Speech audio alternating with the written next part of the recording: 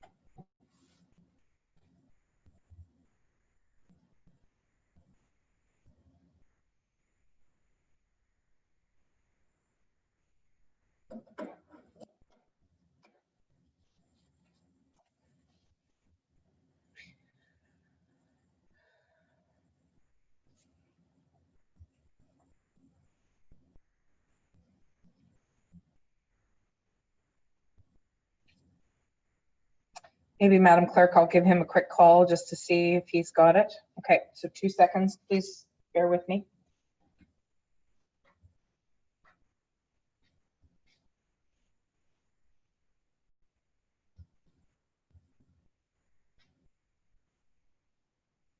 Okay, I just didn't want to be searching for this.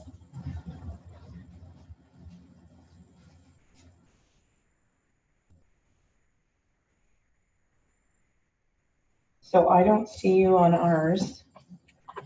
Oh, I can hear you. Isn't that wild? Okay.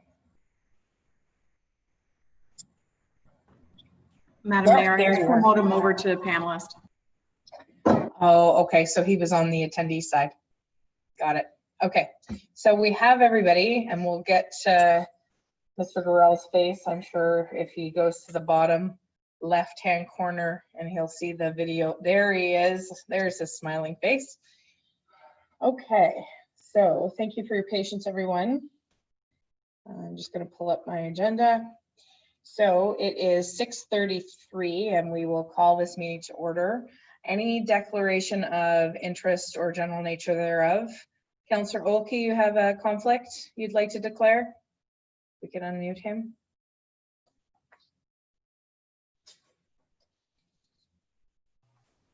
There we go. Oh, he's muted. You're muted again. Just hang tight. We'll get the clerk to.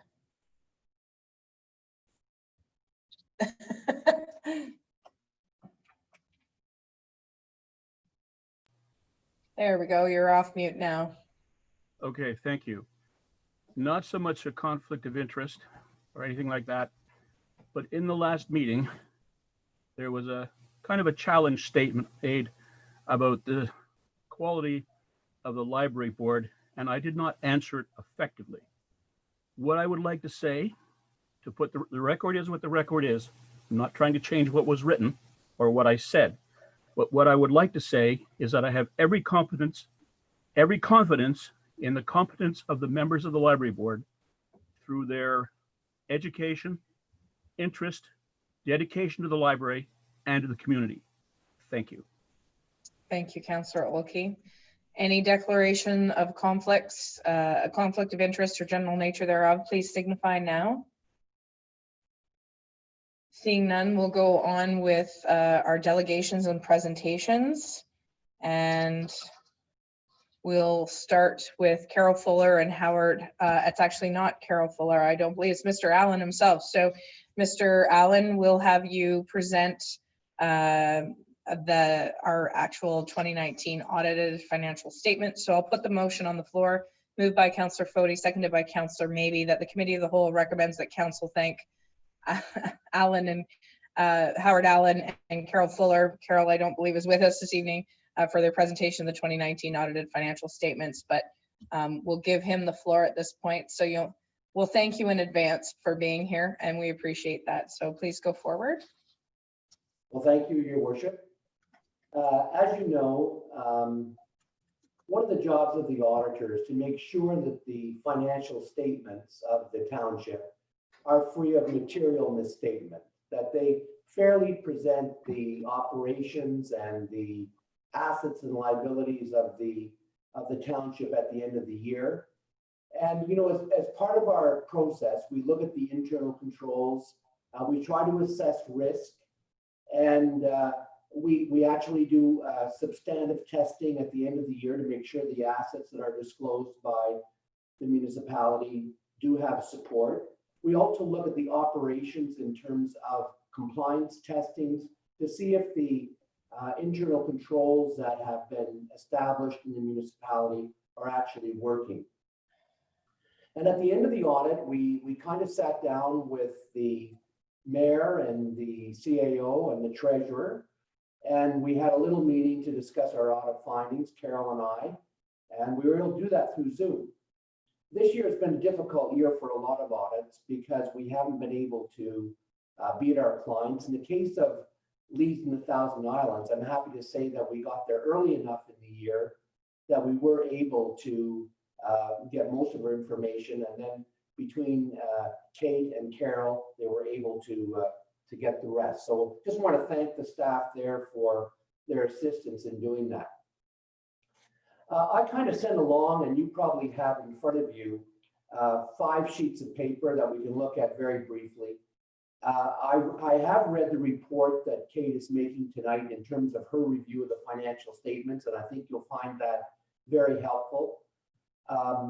In terms of the statement of operations, I mean, I think when you look at it, there really has been adherence to budget during the year, which is one of the things we look for. We look for any sizable differences. Certainly, any differences that are there, there was a reasonable explanation for them. And at the end of the year, we did end up with a surplus, not as large as we expected, but we expected to get some large capital grants that didn't come through. But we did end up the year with a surplus of about 2.1 million. 1.2 million of that was from the township operations. So if we just looked at the township revenues and the township expenses, excluding any capital revenues, we had a surplus this year of about 1.2 million. As you know, it's important that municipalities generate surpluses because we need that to pay down our debt. We need to build reserves to replace equipment and buildings and infrastructure over time. And so I think if you look at the history of the township over the past few years, we have been proceeding in that manner.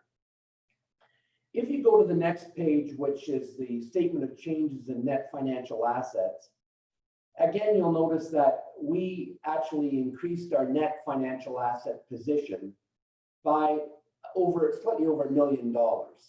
And again, we didn't anticipate that in terms of our budget, but there were a few large capital programs that didn't get completed. The largest one being the community building that was talked about last year. And of course, we didn't get any funding and that project wasn't done. So if you look at our net financial assets on page, on this change in financial assets, it's close to 6.5 million. And when you go to the balance sheet, the next statement, the statement of changes in financial position, if you look partway down the page, you'll see our net financial assets about 6.5 million. And that represents all of our assets that can be easily made into cash, including receivables and taxes receivable, and it reduces it by all of our liabilities and our long-term debt. Our non-financial assets of about 37 million really reflects our tangible capital assets. So overall, we are showing an equity position of over 43 million. Mind you, a lot of our assets in the capital section are based on their historical cost and probably would cost a lot more to replace them, which is why we are building reserves. I think when you look at the trends, and we have provided you with kind of a 5-year financial review, I think overall the trends are positive. I mean, our tax rate in Leeds and the Thousand Islands is very competitive compared to other municipalities. But I think, as I've pointed out to you before, you can't just look at the tax rate. Sometimes what you have to look at is the average assessment per household and see how that compares to other areas. But overall, our tax rate as a rate is competitive. We did make some management letter comments that we addressed to management. One of them related to tax arrears. Our tax arrears is not bad. It's slightly higher than the low risk number that the province likes, which is about 10%. We're just slightly over 11, so not far off. But we did talk about maybe following up and having a process for tax collections in place. This is somewhat difficult, particularly now in 2020 because of COVID. And as you know, a lot of municipalities have made collections easier for some of their ratepayers, but it has varied from municipality to municipality. At the bottom of that page, you'll notice we have our net financial assets and how they compare to revenue and our taxation. And in both cases, we are well above what the province considers to be a low risk position. And you can see that, generally speaking, those numbers have been hovering between 40 and 50% for revenue and somewhere between 60 and 70 for taxation. So again, those are positive numbers. Going to the last page, again, it does show our tendencies. If you look at under municipal equity, it shows that reserves as a percentage of operating expenses are around 50%. And just above that number, you'll see our asset consumption ratio is 48%. So what that means is that if we took all of our assets at their original cost, we've depreciated them around 48%. And the question is, how much of that 48% have we set aside in our capital reserves? And you'll notice down below under sustainability, the last bullet, capital reserves to accumulated amortization is around 14%. So we are a bit low in that area. I would say the average of the municipalities that we look at is probably in the 20% range. But it depends a lot on your long-range financial plan and whether or not that's an issue or not. We have recommended in our letter that we continue that. I know Kate has got software this year, and that's one of her projects that she plans to work on. But I think it is important that council be engaged in those discussions that talk about long-range plans, because we need to see what the impact is of our plans on tax rates and our revenues and expenditures in the future. I think overall, I mean, things in the township are doing well. I think, you know, you've obviously made some changes in financial management, and I think, you know, you're to be congratulated on that. I think that, you know, when I look at the township as a whole, I really think we're going to progress in that financial area. So overall, I mean, I really thought that this audit under the circumstances went well, and I'm pleased to try and answer any questions that you might have with respect to the 2019 audit.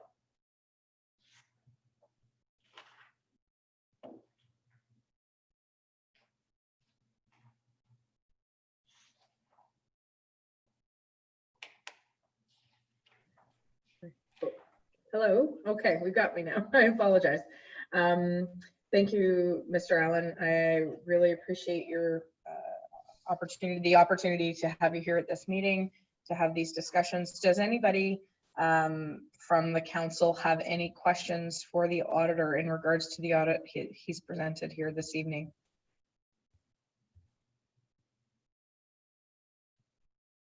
I don't see anybody's hand jumping up. Perhaps Ms. Tyndall, did you have anything to add to the delegation just to tie a bow on it? There we go. Sorry, through your worship.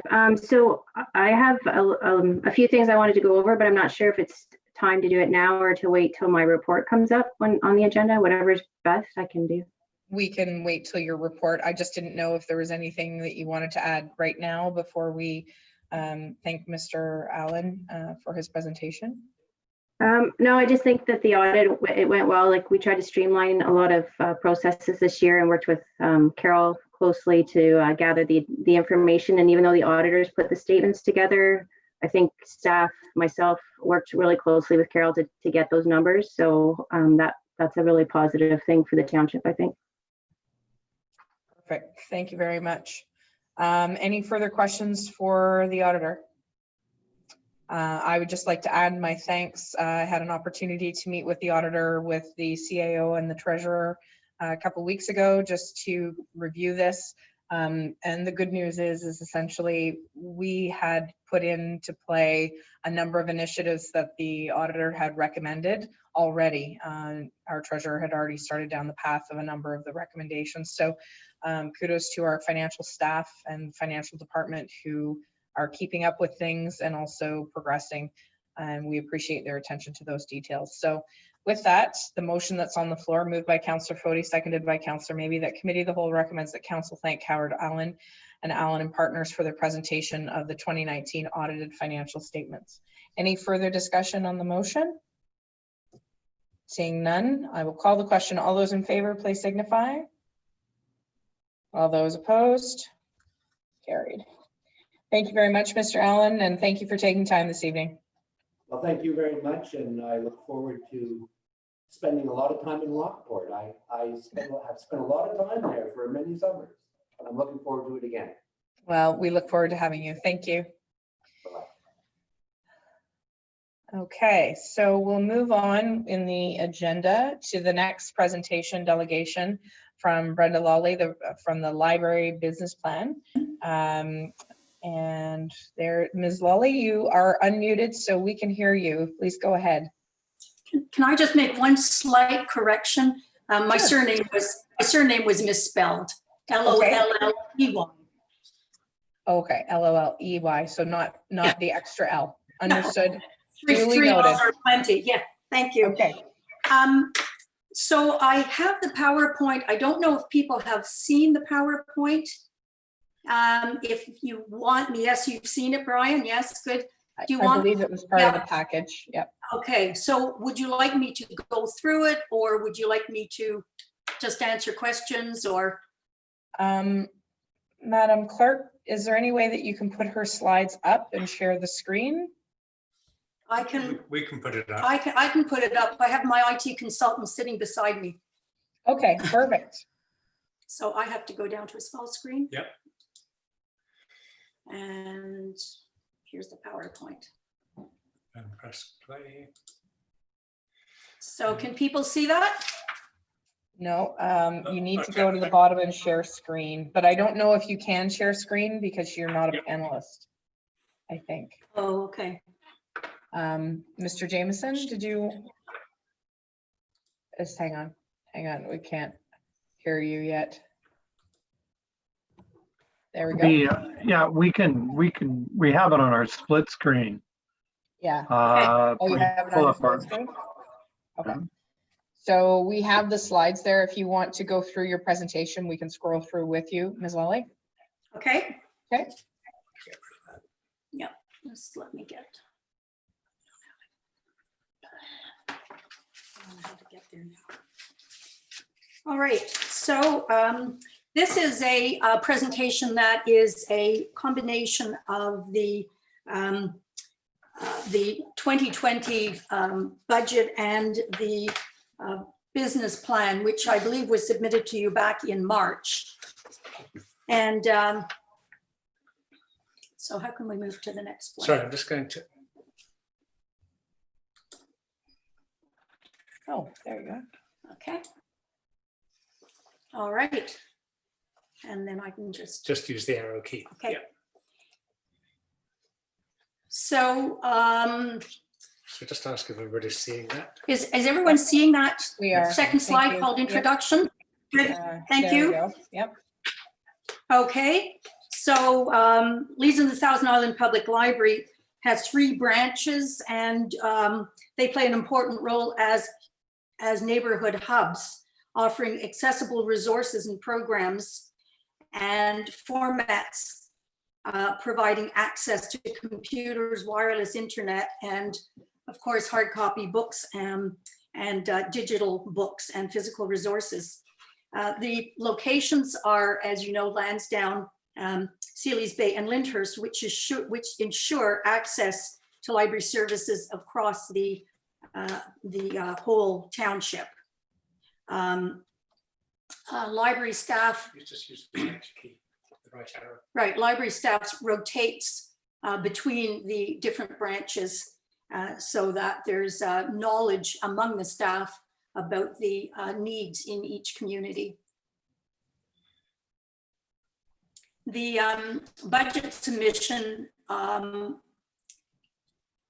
has been incorporated in this, and the business plan had identified 4 particular areas of focus: the relevancy of the library to the community, the value for money, the efficiency and costs, an increasing impact of awareness of the library and the services it offers, and creating experiences for the community.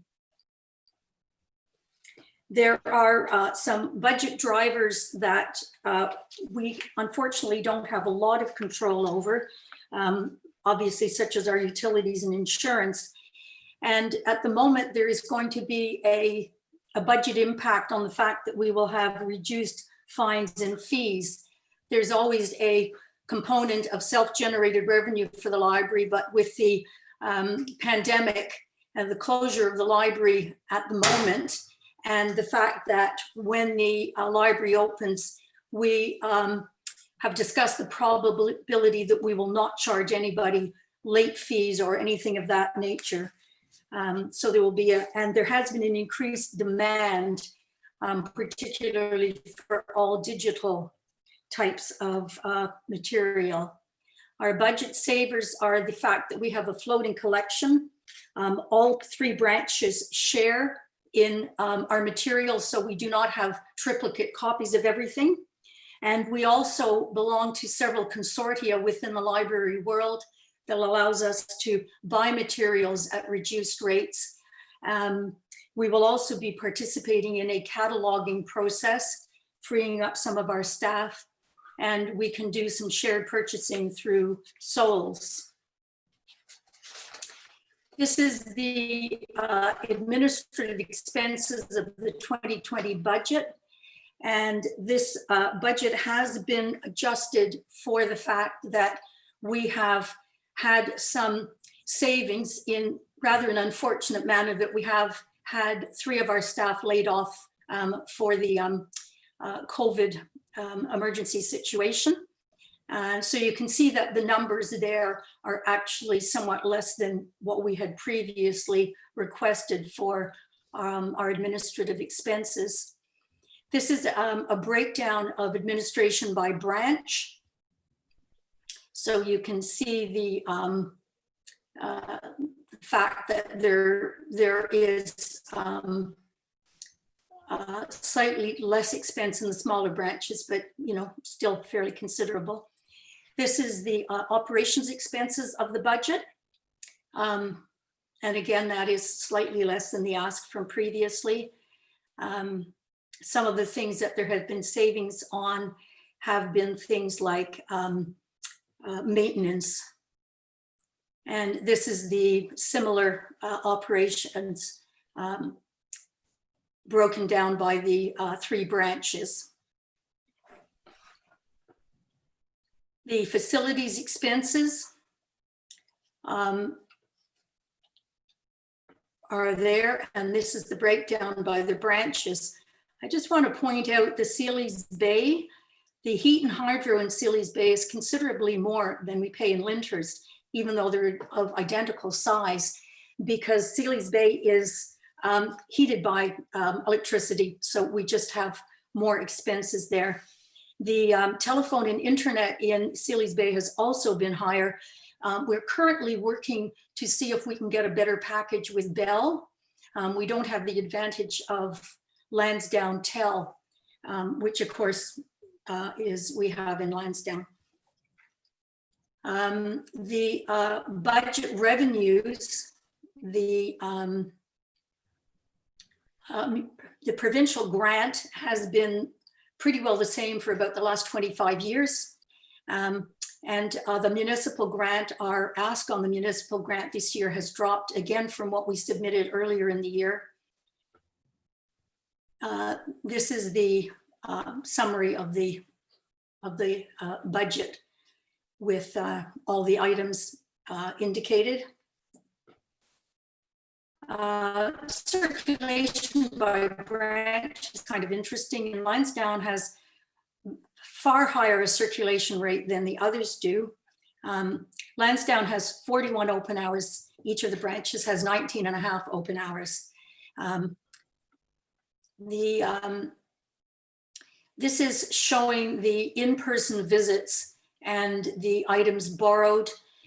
We have a lot of virtual visits. So these would be the people who access the library for digital things. And that, of course, has gone up greatly in the last 3 months since the library has not been physically open.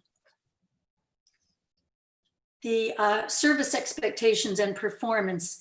This gives an idea of how many visits we have per capita down at the bottom.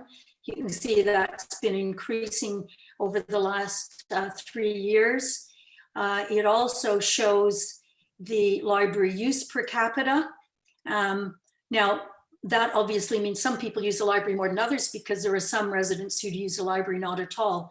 The circulation of materials shows that each item circulates 4.8 times through the course of the year. Now, that doesn't apply to every item. Some items may never leave the shelves, but other items might be circulated. So this is on average. And the cost per use is also been dropping somewhat as well, down to 1.7, $1.70. The digital resources have been under quite heavy use just recently. Canopy is a movie sharing resource, and it's been used quite a lot more. The library has made the availability of library cards to people who didn't previously have them available by telephone or by internet. So anyone who needs a library card to access and library number to access this digital content can get it quite easily. So ensuring value, this shows where we want to move from adding value to ensuring value for the community and to see whether the library is an efficient operation. And you can see we've used some comparative figures both from the provincial median as well as from some of our surrounding libraries with figures for the last 2 years or 2 years prior to the ones that we had full figures for, 2017 and 2018.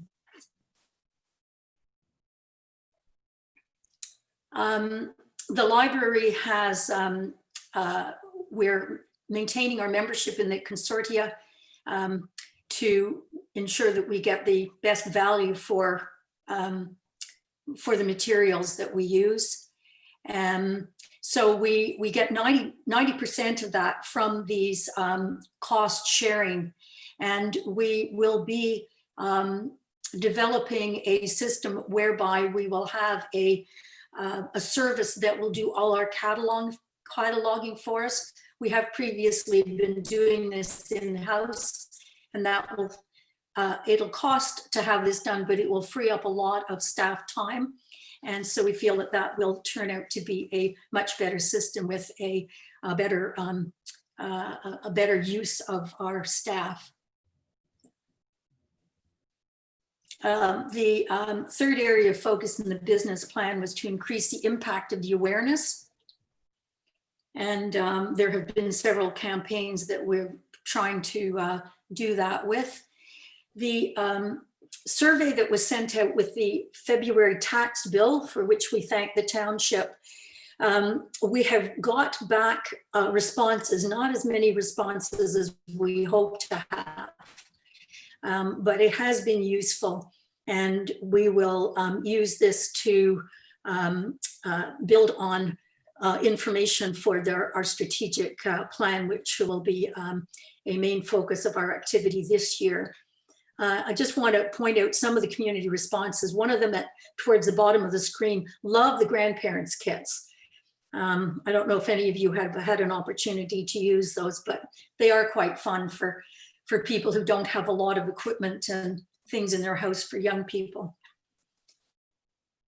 The creating experiences, the library is doing a variety of things, from providing programs to providing staff to help users.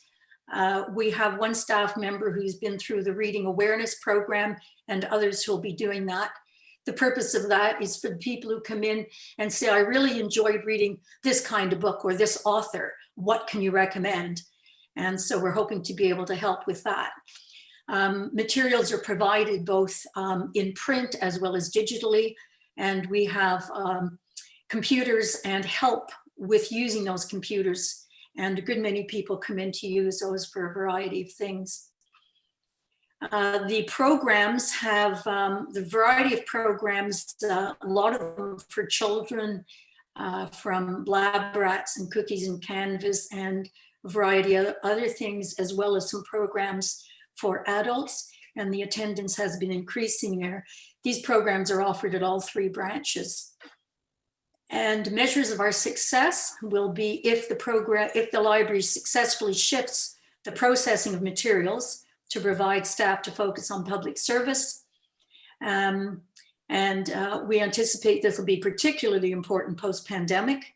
We don't quite know what our library will look like at that point, of course, but I guess nobody knows what the world will look like. Within the framework of the budget line for staff, the library is hoping to provide year-round employment for a student and a library assistant, and also budgeting within the budget, cataloging supplies. The library will be able to fill all staff desk times and have 2 people working as a support during programming. We also have 2 people working on any of the evening shifts in all the branches. This is just a comparison of the numbers of titles that the libraries have. We have been slightly below the provincial average. We have, sorry, is that a question? Nope. And so one of the things that our consultant who helped with the business plan has recommended is that we try and increase the number of titles that we have, the average titles per capita, from 10.16 up to the provincial average of 13. And so we will be working on that. So the goals are to work with the current library vendor to streamline the selection process, as well as to ensure the library continues to find the best books with its funding allocation. The library will measure its success through the circulation of materials in all formats, with a goal of an increase of 10% over the next 2 years. And the other measure is to increase the titles per capita, as I've just mentioned. So the library has been working on this during the shutdown period. So when we reopen, we hopefully should be quite close to that goal. The creating experiences, our computers have been used a great deal. We have, everyone on our staff has a basic ability to help people with computer use, but we do have 2 staff members who are specifically trained in tech support. And one is a full-time employee, the other is a part-time employee, but they are able to help people with nearly all of their computer requests and challenges.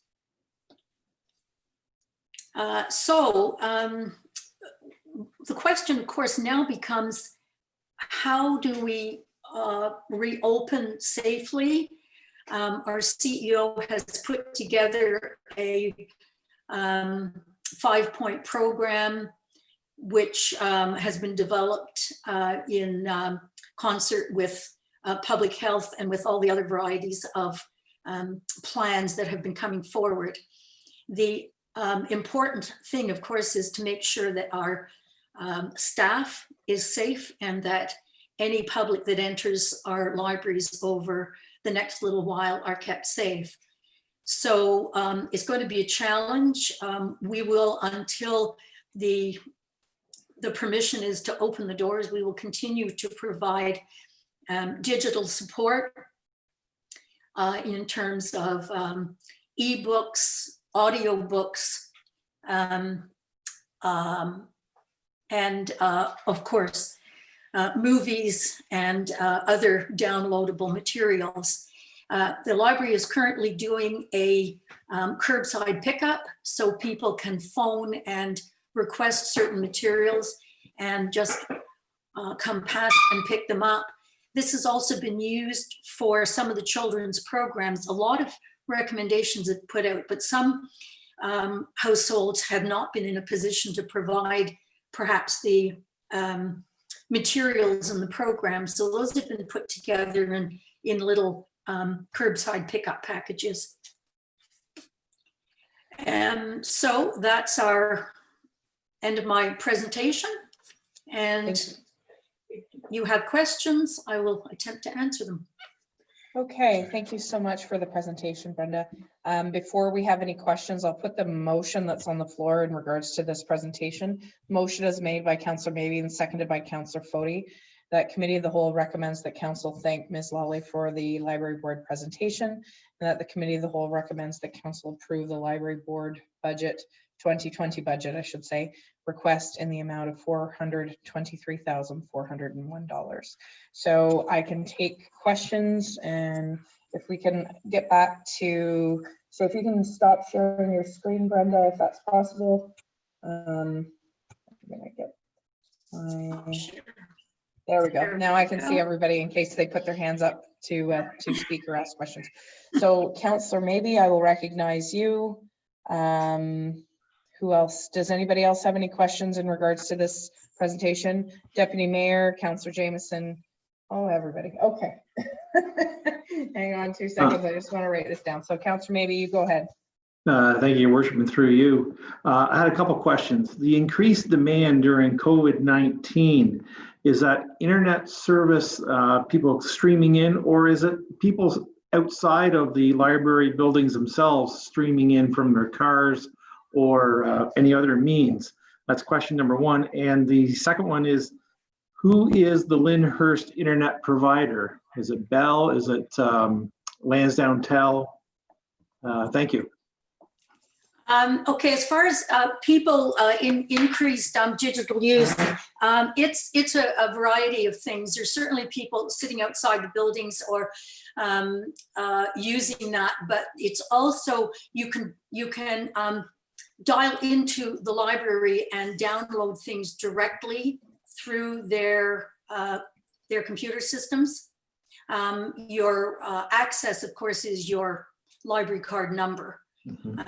So not everyone can do that, but people who do not have library card numbers can obtain them, as I've said, without any kind of personal contact.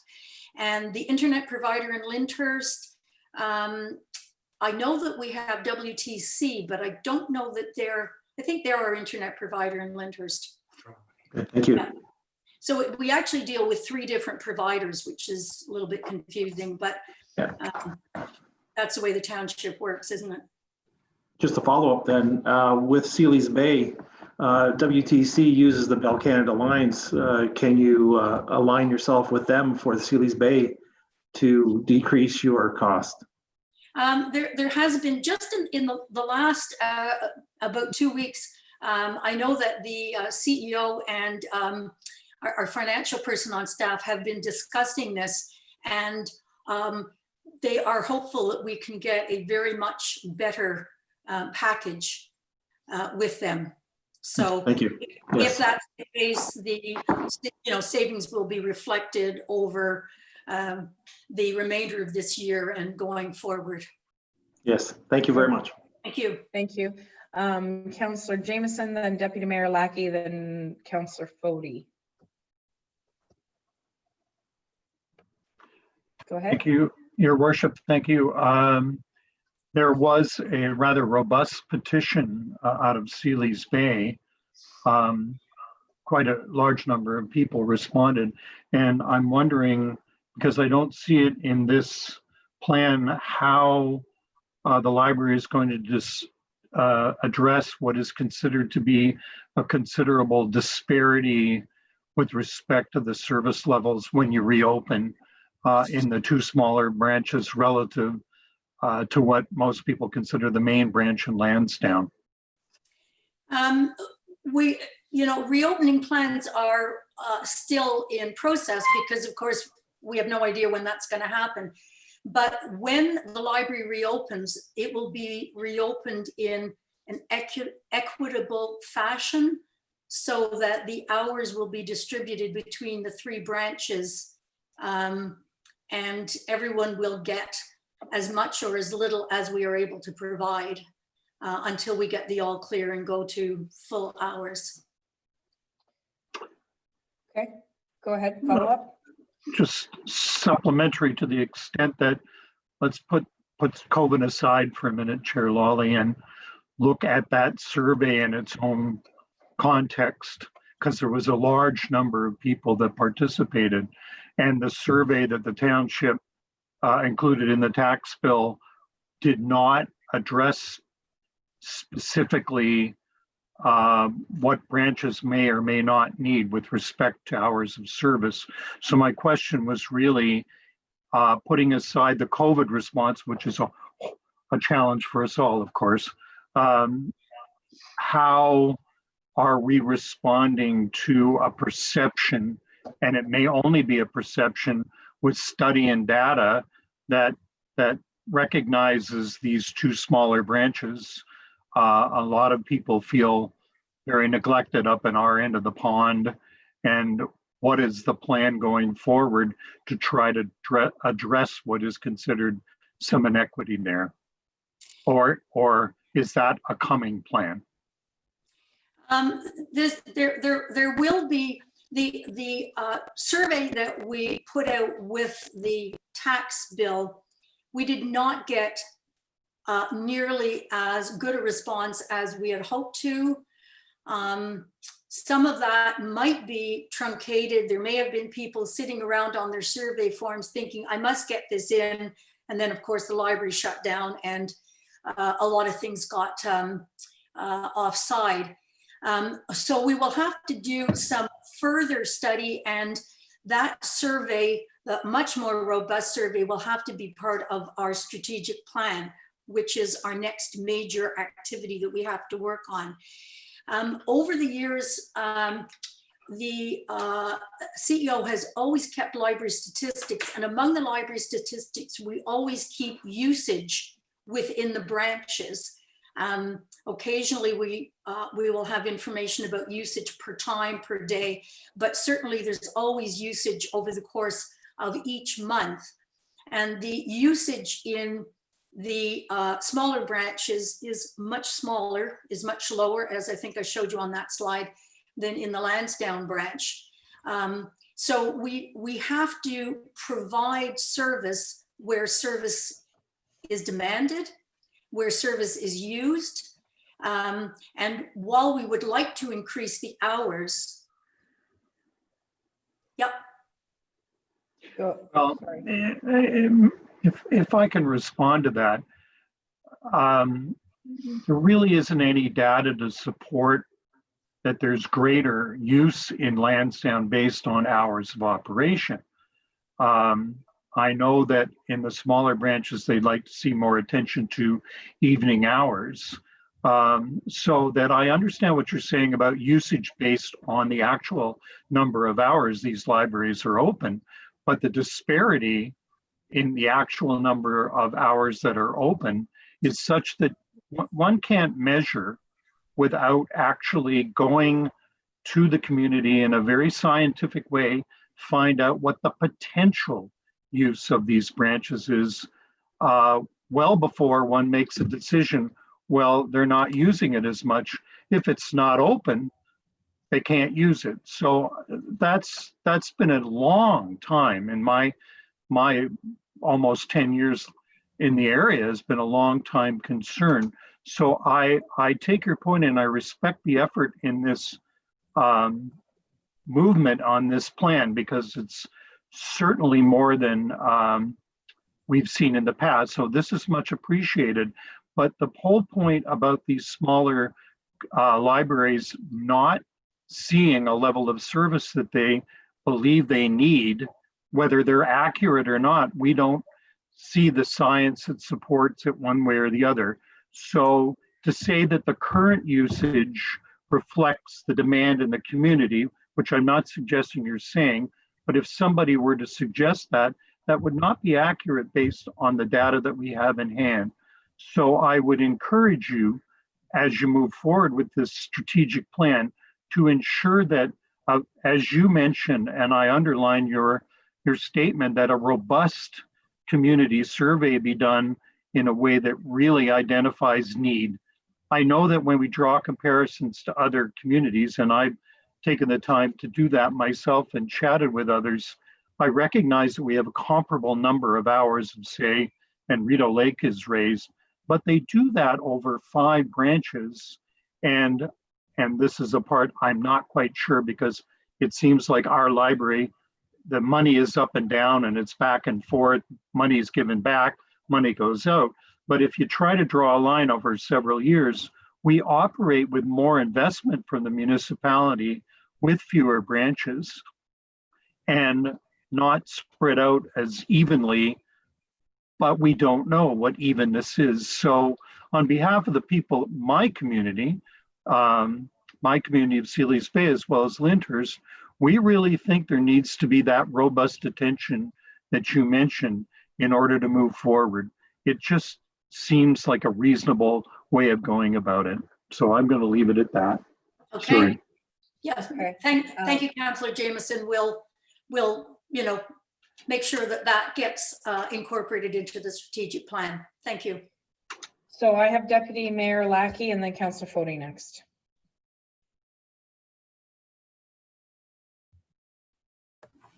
There we go, Deputy Mayor. Thank you, Your Worship.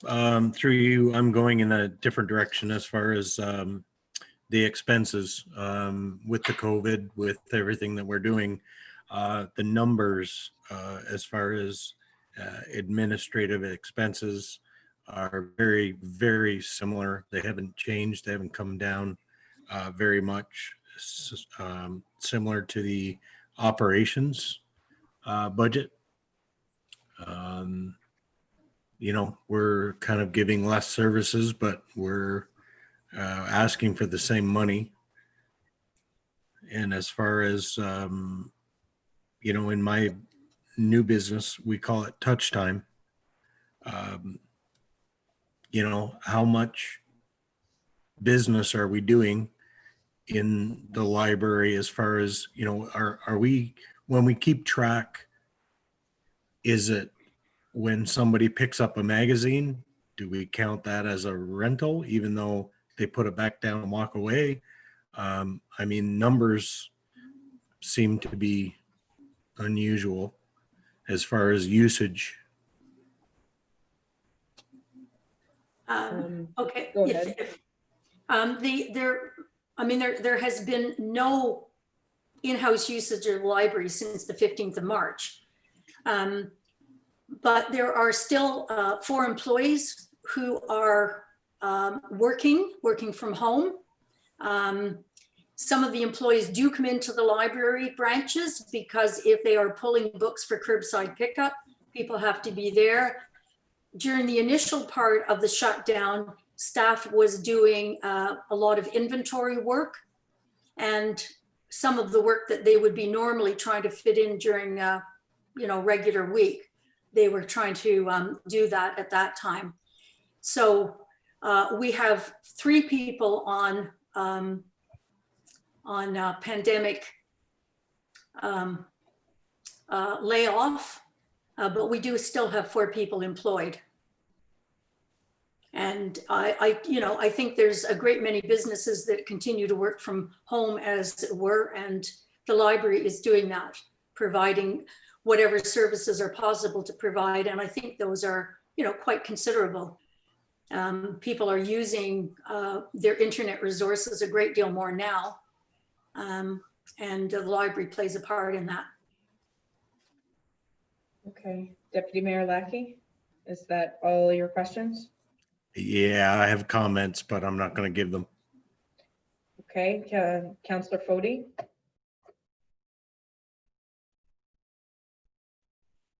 Oh, we'll just wait till you're off mute. There we go. Excuse me, I didn't know I had to unmute myself. Thank you, Your Worship, to Ms. Lawley. Just one quick comment. I had 4 individual taxpayers that asked for comments on their tax bill. In all 4 cases, the survey was still in the envelope that the tax bill came in. I'm just wondering, that might have been a reflection of the lower survey, because we as a council deferred the taxes. We may have deferred your survey unknowingly. Oh, how very interesting. Just a little Okay. food for thought. Just a little food for thought. I couldn't help but notice in all 4 of those cases, the individuals, neighbors somewhat, pulled the tax bill out of the same envelope it arrived in, and in that same envelope was your survey. So it was just a noted thing in mind that I did not comment on in those Okay. cases. Well, thank you very much for that information.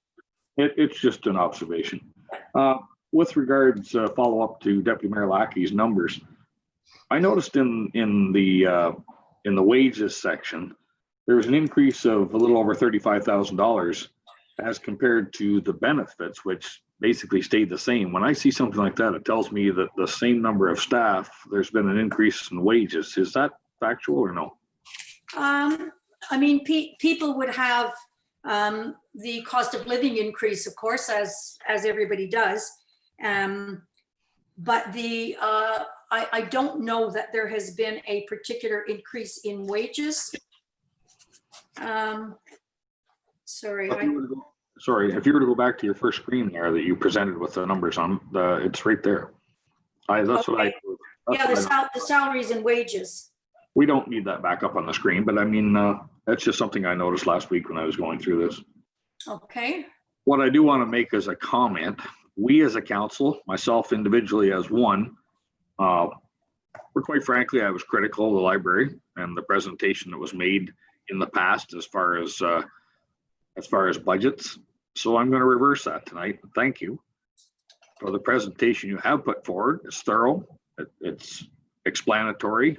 It's kind of the numbers I'm looking for as a person trying to make judgment on the library.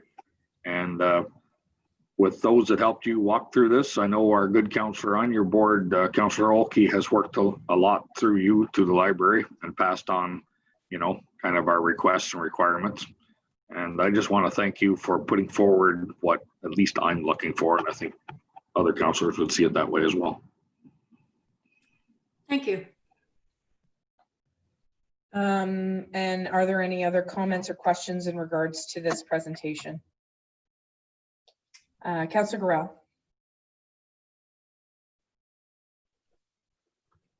There we go. Just backing up a little bit to the service expectation, performance, and so on.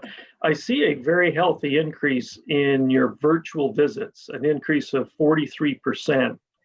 Other areas are increasing relatively modestly. And so that ties into operating cost per use. Anytime someone clicks onto the library for any reason, is that a use? As Councillor Lackey was suggesting, if I pick up a periodical in the library to use, if I open the door to the library. So when I see a 40,000 virtual visits, is that a use? And does that, therefore, my year-over-year operating cost per use should show some significant declines, but I'm just curious, does it mean much? Thank you. Not really sure I know how to answer that.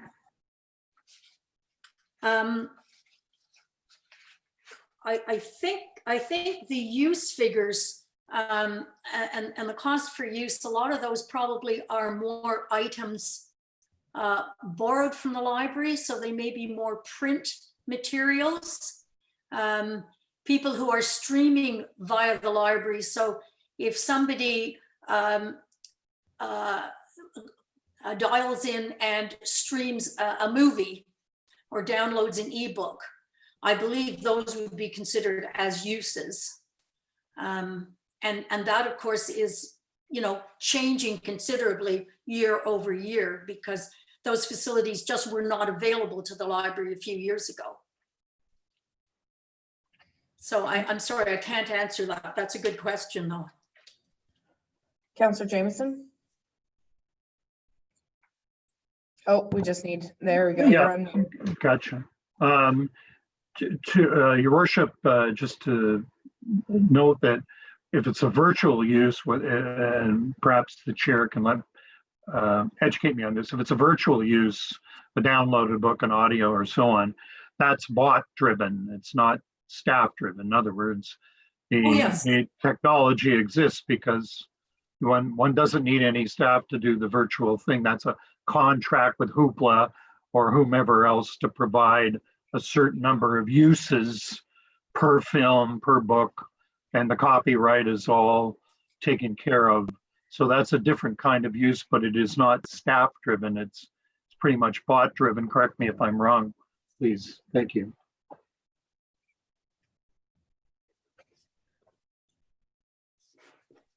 Yes, we would have a contract that would allow that to happen with Hoopla or Canopy or Overdrive. Yeah. So we could probably break down the numbers one way or the other, in-house versus virtual versus, because I think the point that's trying to be made is that if this crisis moves us towards more digital use versus less in-house use, do we need more staff or less staff? Just the in-person visits would change, I would believe. So, sorry, Deputy Mayor, you had another question? Thank you, Your Worship, and through you. You know, I think we've left this to the point where I think we're here to approve the budget, and I think we should defer it again and leave that up to our Treasury Department to look a little bit deeper into this. Seems to me that's a little bit too much for what we're providing as far as service. And, you know, again, I go back to looking at the expenditures, and I'd rather than lose it all, I'd like to defer it again. Thank you for your input. And before I take your point, Councillor Olkey, I just wanted to add that it hasn't been discussed yet, and I don't know if it's been made public, but the audit that was done in tandem, well, not in tandem, but the same auditor audits the books of the library, and there was a $53,000 surplus in last year's budget that has been returned, I believe. Director Tyndall, can you speak to that a little bit more closely? Yes, through your worship. If you look at your consolidated financial statements that the auditors were going through at the end, there's actually a section, it's the library audited statements. And they ended up with a surplus at the end of the year of $53,000, which was returned to the township. Okay, so the fifth out of last year's budget, sorry, I'm trying to flip between screens and I apologize here.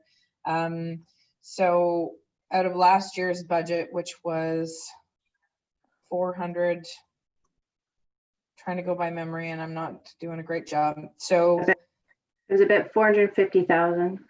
450,000. So out of that budget, there was a surplus of 53, and that was on a regular year. So I think, and I don't mean to paraphrase you, Deputy Mayor Lackey, I think in light of the COVID crisis and the fact that we are having to rein in our own budgets at the township level, trying to find efficiencies anywhere we can, that it's very important that we get this right. Because if there was a surplus of 53,000 last year and the budget ask for this year is increased over last, then to me, maybe there's more pencil scratching to do. That's just my input in that. And the only reason I had that number maybe more top of mind is because it was brought up at our meeting with the auditor. So Councillor Oakley, I'll let you speak and then we'll try to wrap this discussion up so that we can move on with the rest of the meeting. Go ahead, Councillor Oakley. Oh, sorry, you're still muted.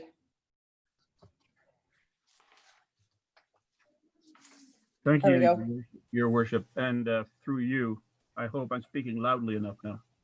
Yep. The hope, you know, we have flogged this library about presentations. We have pushed them from pillar to post. They have responded. I would be in favor of passing the budget with the proviso that it be enacted with prudence. In other words, perhaps the levy could be split between certain periods of time and a readjustment made. But I think the way the library has responded to the various requests and pressures we put on them, and I've been the one doing it in their environment, I think we should respect the work that's been done here. And perhaps there's a way to phrase it in financial terms. We quite often approve something as amended or as it will be amended, and perhaps we can go with a formula like that. But I'm in favor of passing their budget and letting them get on with their work, because this is just wasting our staff time and driving them around the bend when it isn't necessary to do that. Thank you, Your Worship. Thank you, Councillor Oakley. So the motion that's on the floor currently right now is moved by Councillor Maybe, seconded by Councillor Foti. The Committee of the Whole recommends that Councillor thank Ms. Lawley for the Library Board presentation. That the Committee of the Whole recommends that Council approve the Library Board 2020 budget request in the amount of $423,401. Unless I get an amendment that has a first and a seconder, that's the motion that's on the floor. So, Councillor Jameson? I take Councillor Oakey's point. I certainly respect the attention of the board to the change. So we learned that another 53,000 was back, was 194 year before. I think part of the challenge is that over a period of years, a lot of questions were not being asked as we tend to ask them now. So out of fairness to the library board, some of members of whom have been on for some years, questions were not being asked. We're asking them more. My concern is that there's an inconsistency in the numbers going forward and going back. And so I think the concept of a deferral is really to do with the broader challenge of COVID. We can continue, library can continue to bring the bills and get them paid, and be assured that at some level it can function in COVID, in this, which is going to go longer than I mean, everybody thinks it's over for some reason, but it's not. So what I'm concerned about is a commitment that allows an expenditure that I quite frankly not sure quite yet whether the board has control of it. And that's my concern, because it has been all over the shop for a number of years. So I support the library board and its efforts to bring us better numbers and a better overview of what it's doing. But with the stuff coming in the door, back in the door, I just wonder if on a staff level, there's a real comprehension of how to manage the asset, which is why the deferral for me should be an option. That's it. Councillor Maybe? There we go. Thank you, Your Worship, and through you. Is not our financial department, as in Ms. Tyndall, very connected with the financial statements of the library now and in the past? Our financial department has not been as active with the library board in ensuring that the financials are up to date and correct. Thank you. Ms. Tyndall, did you want to speak to that? Yep, through you, Your Worship. No, I'm not involved in the daily financial situation of the library. We do pay their employees through our payroll system, but other than that, they manage their own expenses, and I don't see where their financial results are. So I didn't know where they were at until, for example, this year we got the number from the auditor when they were completing their year end, which I think was like March of this year. So I'm not privy to their financial transactions or their financial statements during the year where they're at. Okay, follow up, Counselor, maybe? Your Worship, I too am in favor of what they presented, since they have taken the time and made a great effort to come back to this committee more than once, or council, sorry.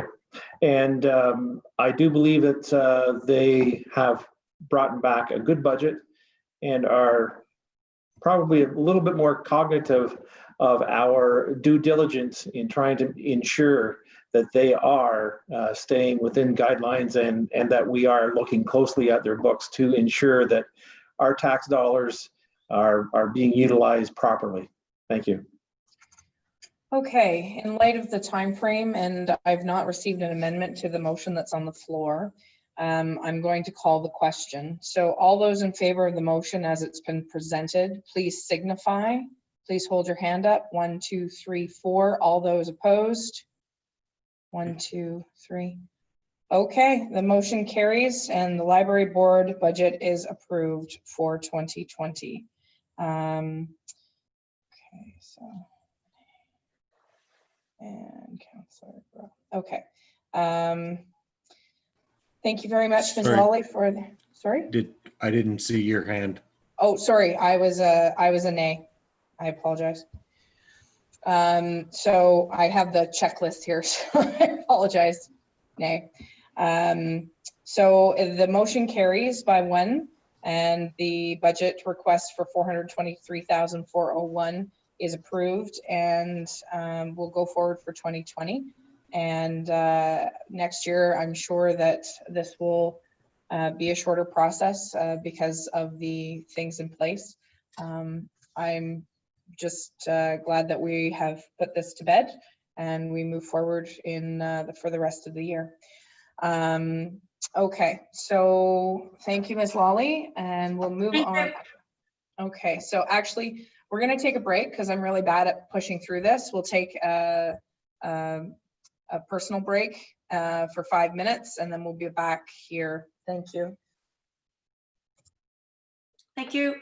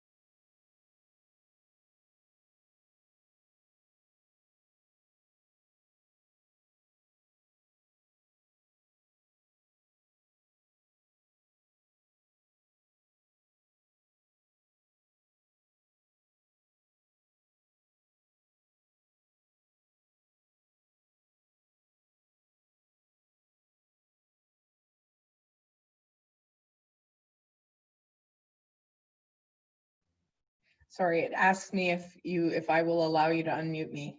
That's why I was like, oh, what's going on here? I can't unmute myself, which is good. You can shut me off at any given time, Madam Clerk. Okay, so we have Deputy Mayor Lackey back. Oh, there he is. And we still have, I think we have still the full gamut. Okay, so thank you everyone for your patience with the delegations. I know that went extra long. We'll begin back into the meeting with staff reports, finance report number FN-01420, 2019 year-end financial statements. So the motion that's being put on the floor is moved by Councillor Foti, seconded by Councillor Maybe, that committee of the whole recommends that council receive finance report number FN-014-20, 2019 year-end financial statements, and that the following be adopted. 1, that the draft of the 2019 audited consolidated financial statements be approved. 2, that the draft of the 2019 audited trust fund financial statements be approved, and that the 3, that the 2019 operating surplus of $242,747 be moved to the working fund reserve fund. Any discussion on this motion? Maybe I'll have Director Tyndall speak to it first before we take any questions or concerns. Go ahead, Kate. Okay, thanks through you, Your Worship. So just a couple of things I'll highlight quickly, and I'm happy to answer any questions or go through the financial statements in more detail, even outside the meeting, if anybody would like to understand them better, because they're pretty exciting. The two variances I'd just like to point out for 2019 were, one was in corporate services, so corporate management and support. Basically, we had a bunch of revenue come in and then go out of the operating fund through a transfer to reserve funds, and that was because we received the municipal modernization funding, which was about $630,000. We also received more gas tax than we budgeted. So when you're looking at the statements and when you're looking at the budget to actual report, the same format that we provide on a quarterly or monthly basis, you'll see that we're over budget, but on both the expense and the revenue, because the net effect is 0 to the operating budget, but we are flowing those through because that's best practice for accounting practice, and then it makes it easier at year end when we are doing the consolidated financial statements. So moving forward, we'll be trying to make sure we budget those items better so that there won't be that variance there. The other variance of note is in operations, and it's to do with the landfill, and that's a couple reasons. One, recycling, which I know we've talked about previously, and Director Goheen, I think, has explained, and it's to do with the recycling and just the market and the pricing there. So that was over budget, as well as a number of costs that were actually budgeted in capital. And that's, I think, been the past practice for the township, but that's not, they aren't actually capital in nature, so they get moved to operating at year end. And there was a significant amount spent there this year. Typically, it was funded from an accrual account that we have set up, which is intended to accrue money to have for future use for closure, post-closure landfill costs. Again, it's explained fairly well in the notes to the financial statements. And so what we did this year is we moved those costs over into operating because that's where they need to be from a financial statement point of view. We did not fund them through the accrual account because I wanted to keep the accrual account intact to make sure we do have money in there for future costs. So we're going to be basically trying to budget those costs out of the property tax levy going forward and not touch that accrual account. If anything, we should add more money to it. Other than that, just a note that the building department is funded separately. So we did end up transferring about $137,000 at year end. So that was good. And the water and sewer operations, again, they're separately funded through the rates, so they don't affect the tax levy. And we had a transfer of about $157,000 from that statement this year to their reserve fund. And then just on page 98 of the agenda package, just wanted, again, if there's any questions on the observations that the auditors included. I've included our current status. So all the items that I think the auditors have pointed out are things that we are in finance we're aware of, and we are working on trying to make improvements. So if there's any questions on that, I'm happy to answer those as well. Thank you, Director Tyndall. Questions for the director? Councillor Foti, Deputy Mayor Lackey.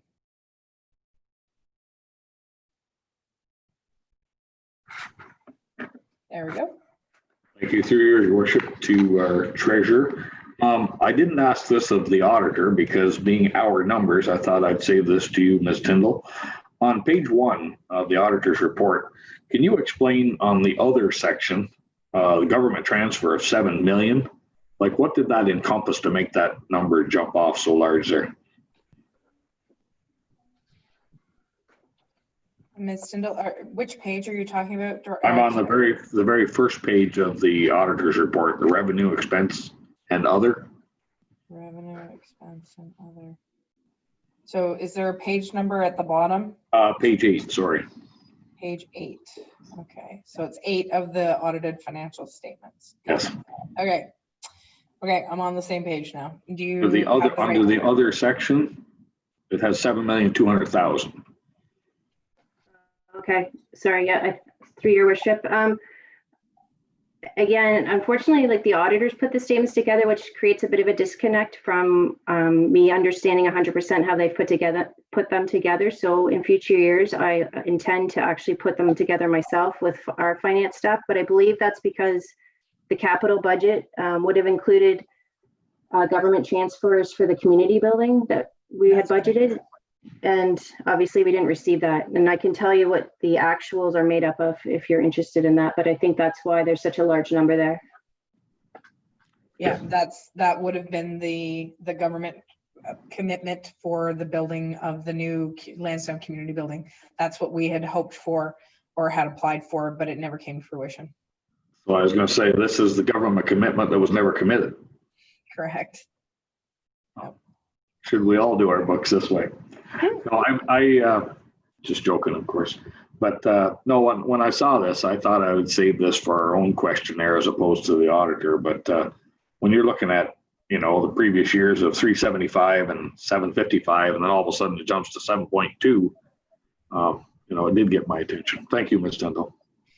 Deputy Mayor Lackey, you have a question?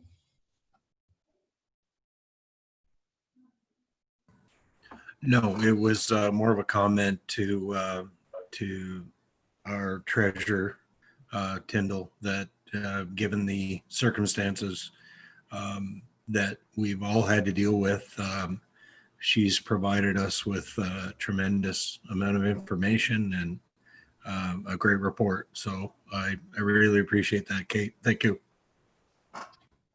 Any further comments or questions? Seeing none from the gallery, I'll just make my last comment. The only thing that was anywhere, you know, I don't want to use the word disturbing, but worrisome in the long term is the asset consumption ratio. So I believe the auditor spoke about it in his presentation, his delegation. We're at 40% and we really should be, or closer to 50, and we should be at 20. So the good news is that our asset consumption, though it seems high at the moment, the asset management software and the path that we're going down with asset management will directly relate back to our planning for asset consumption. Because in the past, it's all been done ad hoc without a coherent plan.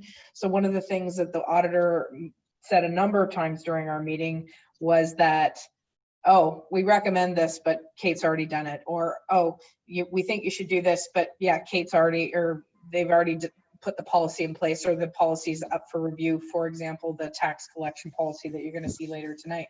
Those are all things that were on Kate's radar before the auditor even brought them up. So we're in good hands for sure. But obviously our reserves, we need to continue to build them because things continue to increase in cost to replace. So we need to make sure that we're prepared for those expenditures down the road when they arrive. So anyways, any other comments, questions, queries? Seeing none, I will call the question that's the motion that's on the floor. All those in favor of accepting the audited financial statements, please signify. All those opposed, carried. Thank you. Next motion that's on the floor. Sorry. is moved by Counselor Maybe, seconded by Counselor Fode, that the committee of the whole recommends that council approve finance report number FN-015-20 dated June 1st, 2020, and that option 2, final property tax due date of October 23rd, 2020 be adopted. So, Madam Treasurer, do you want to speak to this before we ask for questions on this? Yep, through your worship, thanks. So I think the report was fairly straightforward. It's based on the budget that was approved by council. I've included a bit more information than I think you might have seen in previous years. The table includes all of the portions of the tax rate and outlines the amount of levy for each portion that we collect, so the county and the education as well as ours. And then just, yeah, we put 2 options in there for the due date just because of the COVID-19 situation, and whichever council wishes to move forward with, then we will make sure it's reflected in the bylaw. Okay, questions for the treasurer? Councillor Jameson, then Councillor Maybe.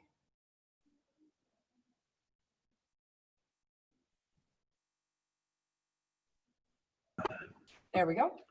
I'm on, I think, yes. Your worship, I certainly support the idea of the delay. I think there are other questions this raises, which in, well, broader context, what would we expect, or do we have an expectation of arrears or failure to pay in any sense? I know it's asking the treasurer to speculate on how we may as a community behave, but it leads to my second question. So I'll ask her the first question, which is is there any anticipation or indication that we are going to see delays or failure to pay, or bills that will have to be lowered because of the impact of loss of revenue, et cetera, et cetera? Madam Treasurer. Through your worship, at this point, it's really hard to say. Unfortunately, we haven't seen a huge impact this far, but that I do think that the impact will be more significant when we issue the final bills. We really don't have any options in terms of reducing people's taxes. What we can do is try to work with them and institute payment arrangements, payment plans to try to set something up so they can make maybe smaller payments, and over a period of time. We definitely have talked about that in our finance staff, that's the direction that we are taking with residents. If they just give us a call, let us know if they need help coming up with a payment arrangement, we're happy to do that. Unfortunately, I really don't know the impact to the receivables. I've been in touch with other lower tiers trying to compare notes and see what everybody else is doing. But yeah, I'm sorry, I don't even want to try to guess at what the impact might be. Follow up, Mr. Jameson. Yes, please, Your Worship. So I think I am hearing that there is an expectation that we may run into some challenges with the issuing of the second bill. So I guess it's more of a comment than a question, which is, one, we need to be prepared for that. And 2, Prime Minister calls, I'll just put him on. Seriously though, it's a very serious observation that we need to be prepared for the fact that some people will have challenges. The treasurer is indicating that she will work to accommodate those people, but from the perspective of council, we have delayed, we have deferred, we've postponed. We passed basically business as usual library budget, but notwithstanding, I think we need to be prepared for the fact that we are going to have to push some things we might want to do into the next year when we do that budgeting for 2021. And I'll also comment that I was going to do this later, and I will. The issue of listening in on a county meeting and seeing quite a different attitude about what taxpayers are going to be able to manage this year than we have been doing. So I hope, given all that we've seen, that we maintain a very careful consideration of our budgeting as we go into the back half of the year. Thank you, Treasurer. And I want to echo the comments about outstanding reports that we get from our Treasurer. Okay, then I believe, sorry, Councillor Maybe, then Councillor Olkey, and then Deputy Mayor, did you have your hand up? Okay, so Olkey, then Lackey. So first maybe, oh, and then we're gonna throw Fody in on top of it. Okay, go ahead. Just have to get Mr. Maybe unmuted.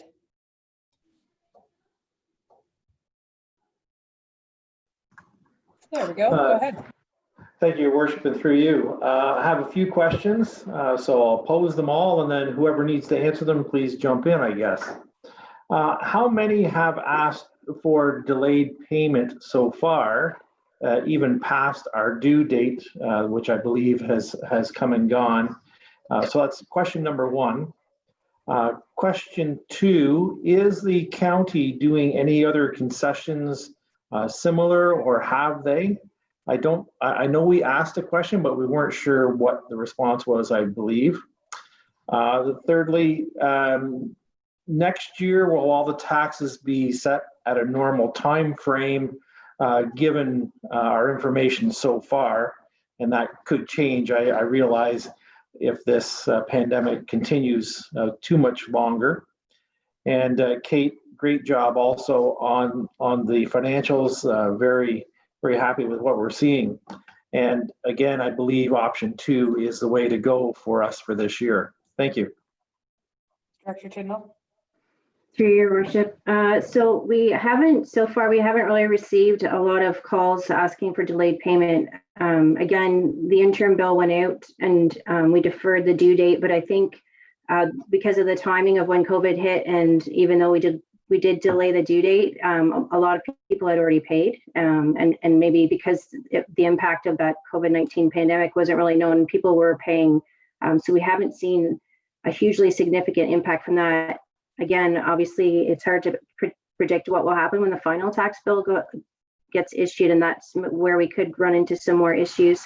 The county has not provided much assistance in terms of giving us assistance in dealing with these issues that we're facing. We've had one call, which was several weeks ago now. I've been talking to other lower tier treasurers to try to just work together to come up with ideas and see what they're doing. But the county thus far has not seemed to be very proactive in their approach to dealing with this.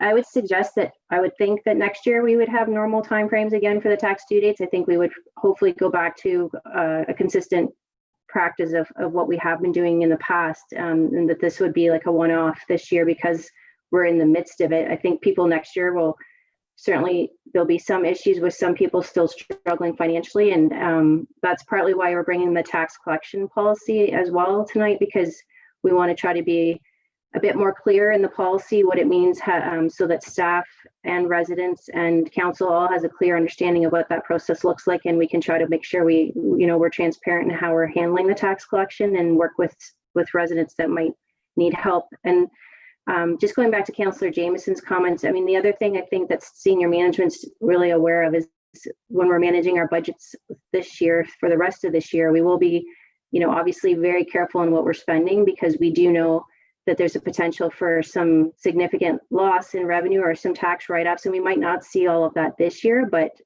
we want to be prepared. So making sure that we're mitigating what we're spending to try to offset some of that potential loss that we might see in the revenue. And I think the senior management team is well aware of that, and we will continue to provide those COVID-19 update reports where we've I think projected about $500,000 in cuts or deferrals already for this year. So maybe we'll bring that back around in next month to just make sure that information is still up to date.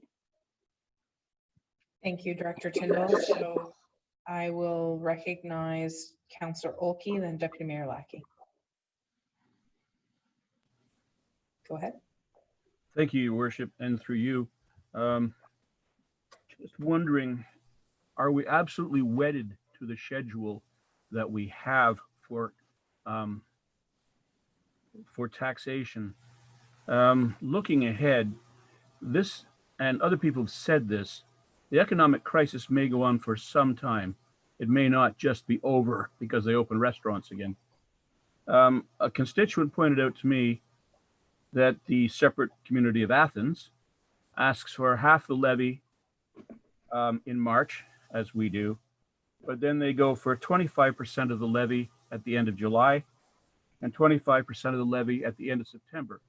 That would spread things out rather more easily. And I'm thinking of my constituency in the north, perhaps more than the south, but with the economy the way it is and the way it's likely to be for some years, that might be welcome in the south as well, especially given the stock market. But anyway, just a thought. And I wonder what Ms. Tyndall would think of that. Thank you. Ms. Tyndall? Through your worship. So the deputy treasurer and I actually had a discussion about that, and that was one of the options we talked about. And when I put the report together, the reason we didn't actually include that was because, as she pointed out to me, it ends up being twice the work administratively in terms of accepting the checks and payments, posting them into the financial software, and then preparing deposits and so on. So it's just administratively, it does cost us a little bit more. It's more work for staff. But not to say that that isn't a viable option, as you point out, that might be helpful for residents.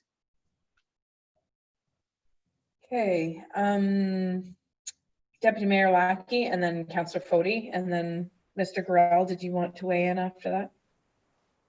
Got it. Okay, go ahead, Deputy Mayor.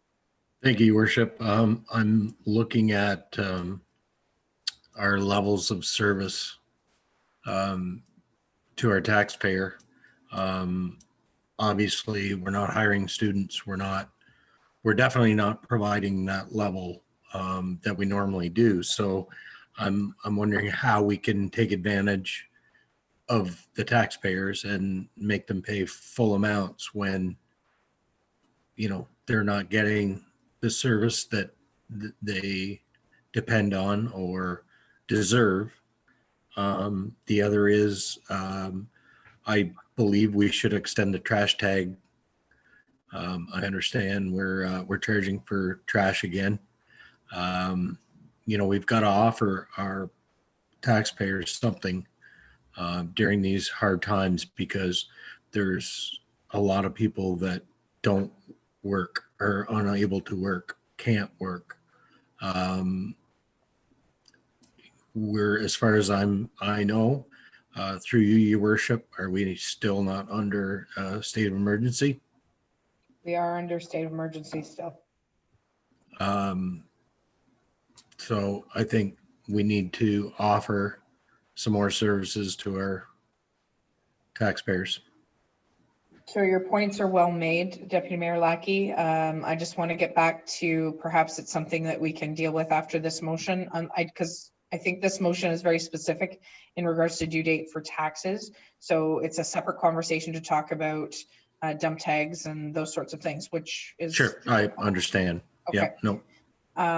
So as far as the changing the due date to October 23rd, do you have any suggestions or any changes to be made to that, or were you okay with that? Good. Okay. Councillor Foti, and then Councillor Jameson, Councillor Gorell. No Jameson. Okay. So Councillor Foti and then Councillor Gorell. Thank you, Your Worship, and through you. Just a comment for those of us political junkies, if you will, that delve into things like taxes. The average taxpayer does not, you know, even reluctantly even pay the tax bill. And I can't begrudge them that sometimes. I think maybe more so than ever, Mrs. Goodman could devote the next newsletter of the township and actually get quite specific. Ms. Tyndall had reported here and kind of give us a breakdown on the appendix of some of the references in here. Perhaps we could apply some of those to the newsletter. I think the taxpayers need to know some of the very basics. I think it was Councillor Jameson who had made the point that you know, we are not in a position to defer any taxes. The treasurer had also made that statement. I don't think not everybody in the township or the residents realize that. So I think some of the real pertinent hit home notes when it comes to paying your taxes need to be explained. And if a lot of people are off work right now, as the deputy mayor says, this might not be coffee shop information, as most of them are closed, but still people might have more time now to read it and maybe absorb a little of it. As for reference to monies down the road, I think we're all cognizant of the fact that we're going to be doing some more belt tightening, as has been referenced by a number of councillors here. This isn't over. It's far from it. And with passing, if the library board is still watching, even though I pass the library board budget, I not only would like to see, I expect them to adhere to a budget process that we had asked for and they've now supplied. I would expect them to adhere to that and prove to us what they can do in a COVID situation. Because we passed the budget doesn't mean that that's all free for all money. It's yours to manage best you can. I think that's enough I need to say at this point.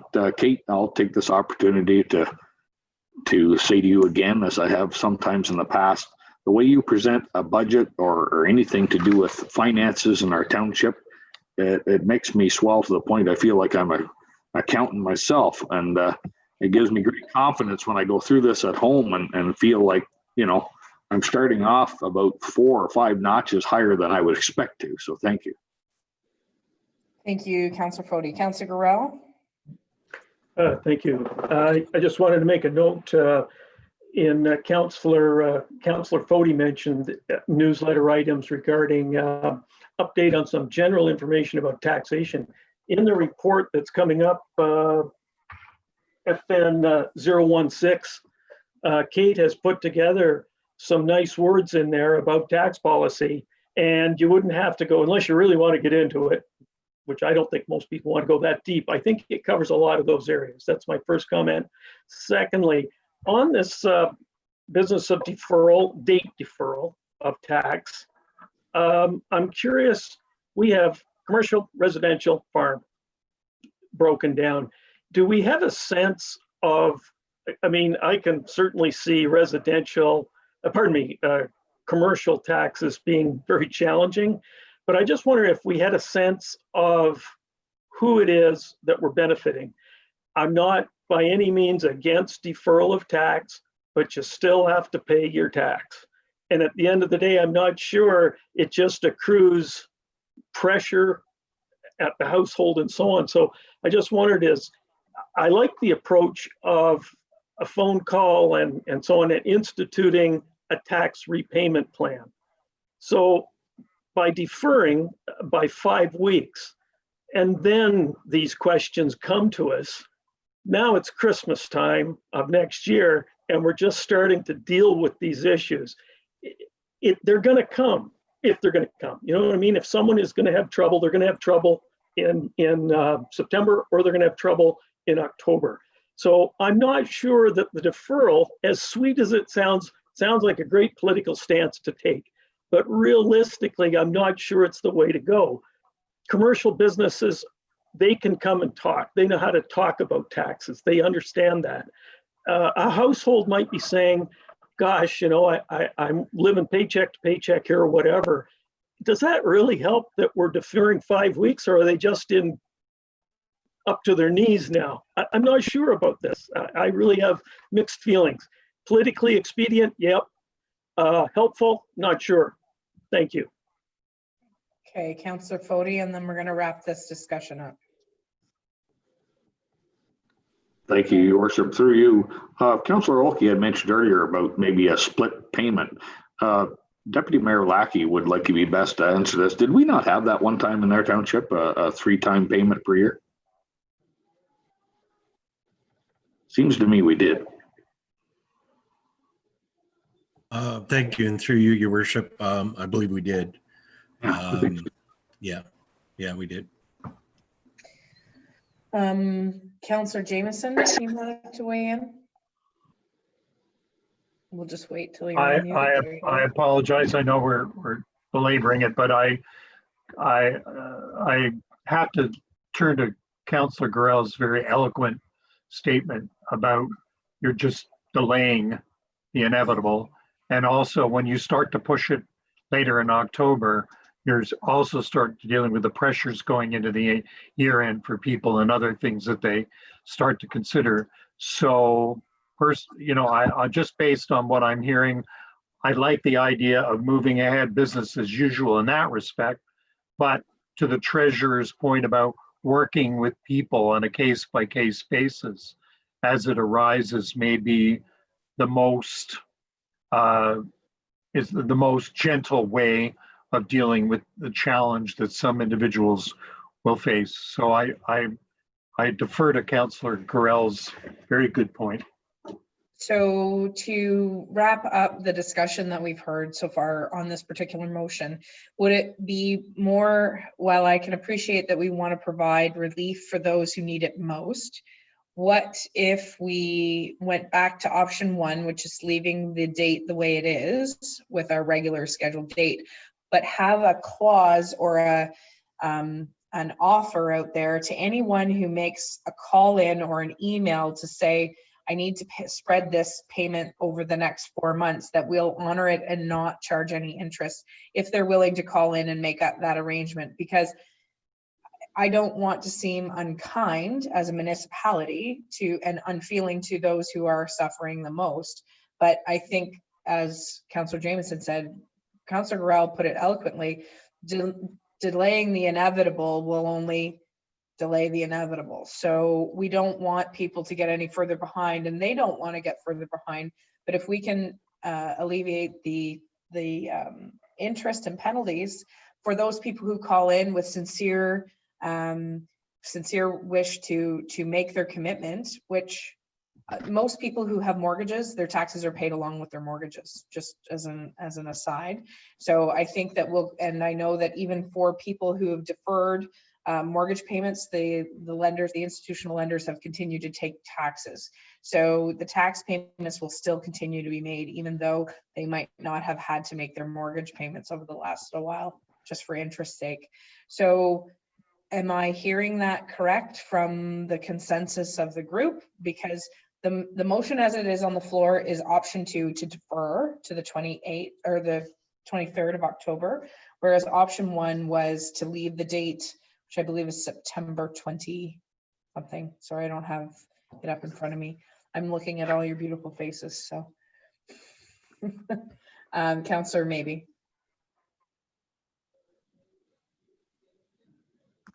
Thank you, Your Worship. I'm still on option 2. Sorry, we already deferred taxes in the spring to help alleviate. A lot of people aren't back to work. A lot of people do work from home, but there are people who aren't back to work and will not be back to work until maybe midsummer. So they're going to be catching up. And if they're having difficulty on October 23rd, they can come to us then, just as indicated for September 18th, and ask for relief or help. I don't think it's going to harm our bottom line that much, but it is going to help the residents who really need it greatly. So I'm still on option 2. Thank you. Okay, Deputy Mayor Lackey, and then I'll put the motion up for decision. Go ahead. Thank you, Your Worship. Through you, for anybody that has never been in that position, it's hard for somebody to pick up the phone and ask for help financially. And I think you'll find a lot of people, if they're put in that position where they have to call up the township office and let someone know about their hardship, won't do it. So I'm with Councillor Maybe. We let it slide a little longer and see what happens. Okay, with the Councillor Gorell, and then I'll call the question. Go ahead. Thank you. I realize that Councillor Maybe made a good point in that if we move into a phase 2 and a phase 3, the provincial government, and there is more opening, I do see the argument that it does provide a paycheck that hasn't been there for many people, and perhaps it is a very good idea to defer the payment. It's not my first choice, but I do understand that, and I would vote in favor of deferring. It's politically expedient. There you go. Okay, with that comment, I will call the question. All those in favor of the motion that's on the floor to defer option two, the final property tax due date to October 23rd, 2020, please identify yourself. All those opposed, carried. Okay. Thank you. The next thing on our agenda is motion by Councillor Fody, seconded by Councillor Maybe, that Committee of the Whole recommends that Council receive Finance Report number FN 016-20 dated June 1st to approve the new tax billing and collection policy. Discussion on this motion. I believe Ms. Tyndall provided in great detail a much more concise policy. Ms. Tyndall, what was the old policy? What year was it based off of? 2000 and something? 2004. So our tax collection policy had not been changed since 2004. So it needed a refresh. So Kate and the Deputy Treasurer worked diligently to bring this up to date. So she's happy to entertain any of your questions about that. Anybody have any questions in regards to this? Councillor Jameson? Yes, because I didn't take the time to go back and read the entire 2004 tax policy. Is there anything that is going to jump out to the average resident as being profoundly different? I mean, I know we're bringing it up to date, and I appreciate the good work that's been done, but are there landmines there that we should be aware of as residents, this compared to the regime we've been working under? Ms. Tyndall? Your worship. Through your worship, the 2004 policy was largely actually copy and paste from the Municipal Act, so somewhat time consuming to read. So yeah, we really just try to simplify it and make it kind of a one-stop shop for somebody who wants to try to easily understand how taxes work, what MPAC does, what we do. And the main change that is in this policy is actually because the Municipal Act changed. So the legislation changed, and we can now start a tax sale after 2 years instead of 3. So that's the biggest change, and that's to bring the policy in line with the new legislation that came out in 2017. Any further questions for the Treasurer? Councillor Fody, then Councillor Grow.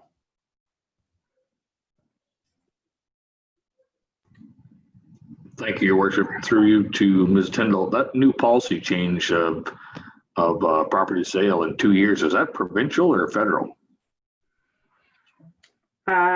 It's under the Municipal Act, so I think that would be provincial. Okay. Oh, did you have another question, Councillor Fody? Sorry.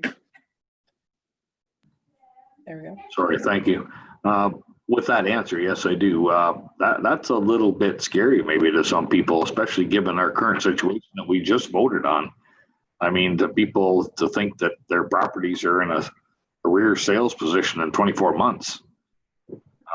Although I fully understand where you're going with bringing ourselves in line with a provincial policy, I think the timing is anything but good. That's just a comment. I'm not saying we should change it, but man, you're gonna scare a lot of people who are already in arrears with taxes with that one. Your worship, may I? Yeah. Yep. So yeah, through your worship. So if you have a chance to look through this, there's actually like a number of steps that would happen before you would get to that point. And even when we get to the point that they've been in arrears 2 years, we issue a tax arrear certificate.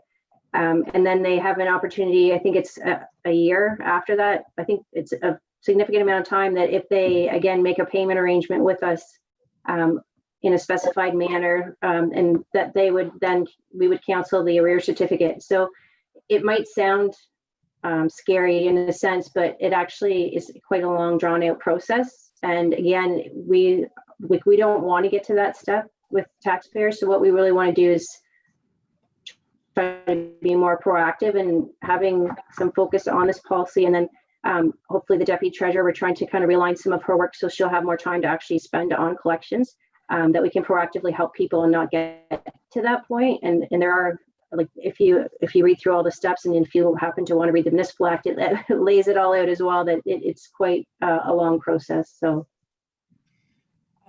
just to add to your comments, Kate, one of the things you might remember at this council table during our term of council, there was a tax arrears, an individual that had come for some relief. And I believe, I want to say that they were almost 6 years or more in arrears. So while the policy sounds scary at 2 years, and like Director Tyndall had said, you know, it's 2 years, but then, you know, it just means that it's more of a legal line in the sand that we can, you know, start to put a little more pressure on people. And I do realize the timing is not necessarily the best, but we have some chronic late payers here in the township over 3 years, and some, I want to say that they're around the 4 or 5 year mark. Like they'll come in and then they'll make arrangements and that sort of thing and start making some payments, which is what we want. But I think the whole impetus is to do that earlier so that we don't end up with more arrears than necessary.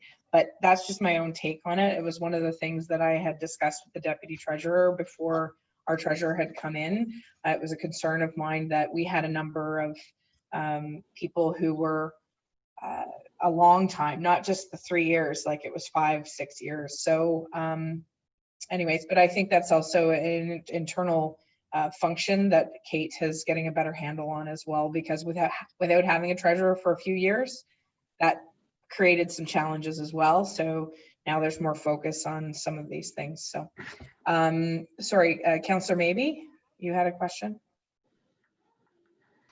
Yes, thank you, Your Worship, and through you. Firstly, when it comes to the 2 year term opposed to 3 years, it only just starts the process just a little earlier, but as mentioned, the concessions can be made to catch up on the arrears and make everything good again. Also with the MPAC, they were supposed to assess this year and they've held that off for another year because of the COVID-19, which may change some of the taxes for next year. And then again, my question possibly to Kate is, with increase of taxes, has it ever been to an extreme level that has caused hardship on the person who's being taxed for land that you are aware of? Because MPAC, when they change their numbers, sometimes it can impact adversely and or even let it go down. So just wondering if there's anybody that you're aware of that have ever had issues with increases, and has that put them into this arrears situation? Thank you. Through your worship, yeah, through your worship, I'm not remembering anything firsthand where an assessment has gone up because of evaluation by MPAC that would cause specifically them to get into arrears to a point where they end up in a tax sale situation. Typically, the people that end up in tax sale usually pay enough taxes to avoid the tax sale in the year. Oh. And then they get behind again, like they're always kind of living on that edge of just trying to stay ahead of the tax sale process. I have seen some significant increases in assessment, but they're phased in over the 4 years, and usually those properties are of greater value.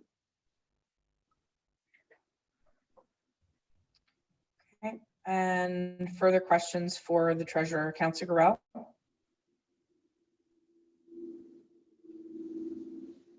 Oh, we need to get you off mute there, Councillor.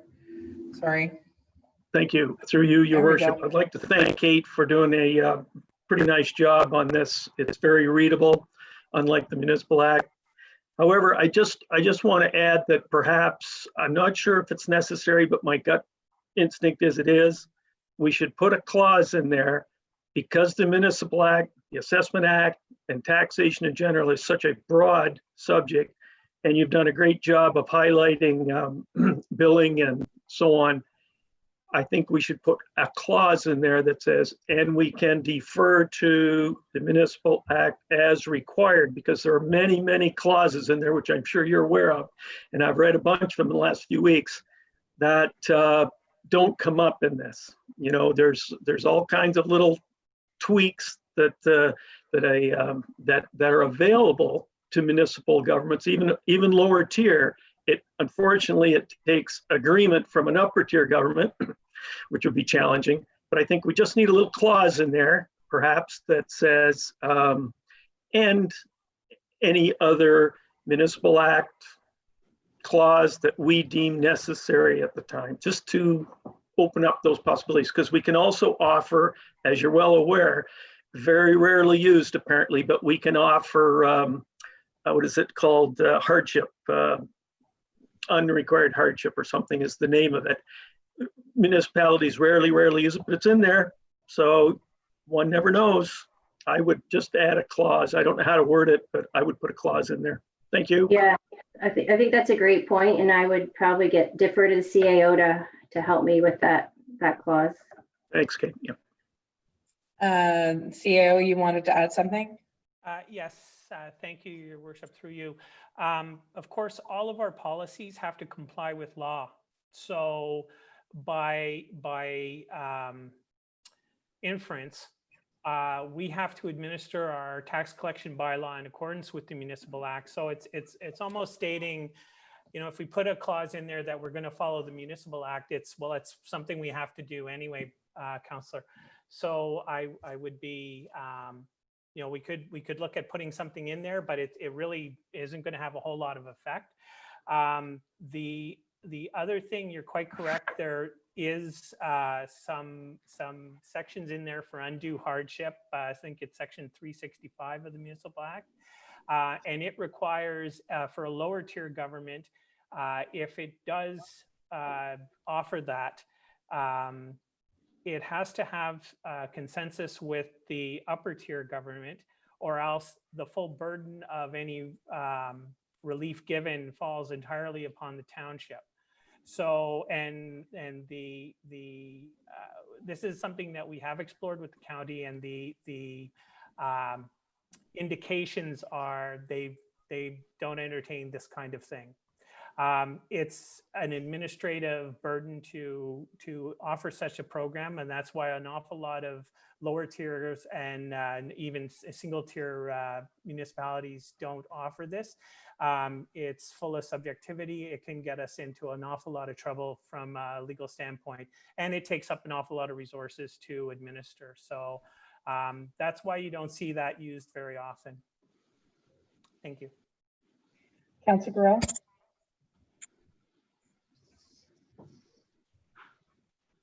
Thank you very much for that, and I do appreciate it. I was using that just as an example of a clause that you can't cover all the clauses, otherwise you'd be rewriting the Municipal Tax Act. Another area that came up was consideration for reassessment. I'm gathering that sort of thing, and I'm thinking of large industries, large businesses that might initiate their own reassessment. And then we would get caught up in that, and we might want to end up in a court with them. Does that fall under this impact clause here and so on? Do we need to deal with that? Do we need to be, we reserve the right to be in court, or does that fall under assessment review board applications and impact request for consideration? Because it could be the township issuing one, or it could be a business or a person issuing or going for a reassessment. So is that relevant in any way to this tax policy for us? Thank you. Through your worship. Go ahead. Thanks, Kate. So a taxpayer can file a request for reconsideration if they're not happy with their assessment, and they deal with impact directly on that. The township really has no authority or input into what the assessment is. That's based solely on what MPAC's assessment is of their property value. If they're not happy with their results from their request for reconsideration, and please keep note that this is my understanding, and if you want exact, I'd have to go back to the website and do some more research just to make sure, but this is my understanding is if they're not happy with MPAC's approach to their assessment, then they can apply to the Assessment Review Board, which is a separate body which would then review, and basically it is like a legal proceeding, and we are privy to that proceeding. Like, we are involved to the extent that we wish to be, so we can attend the meetings. However, again, really we typically would not engage on either side, because it's usually MPAC against the taxpayer, and our role is just to administer what MPAC gives us as an assessment and then tax the resident, and we don't have any say over what that assessment value is. So typically we provide information if it's requested, and a lot of times we follow along on those Assessment Review Board meetings and decisions, obviously, because it does impact our tax base. Oh, sorry, Brock has a question again. Sorry. There we Just go. to be more direct, what about the casino? If they went through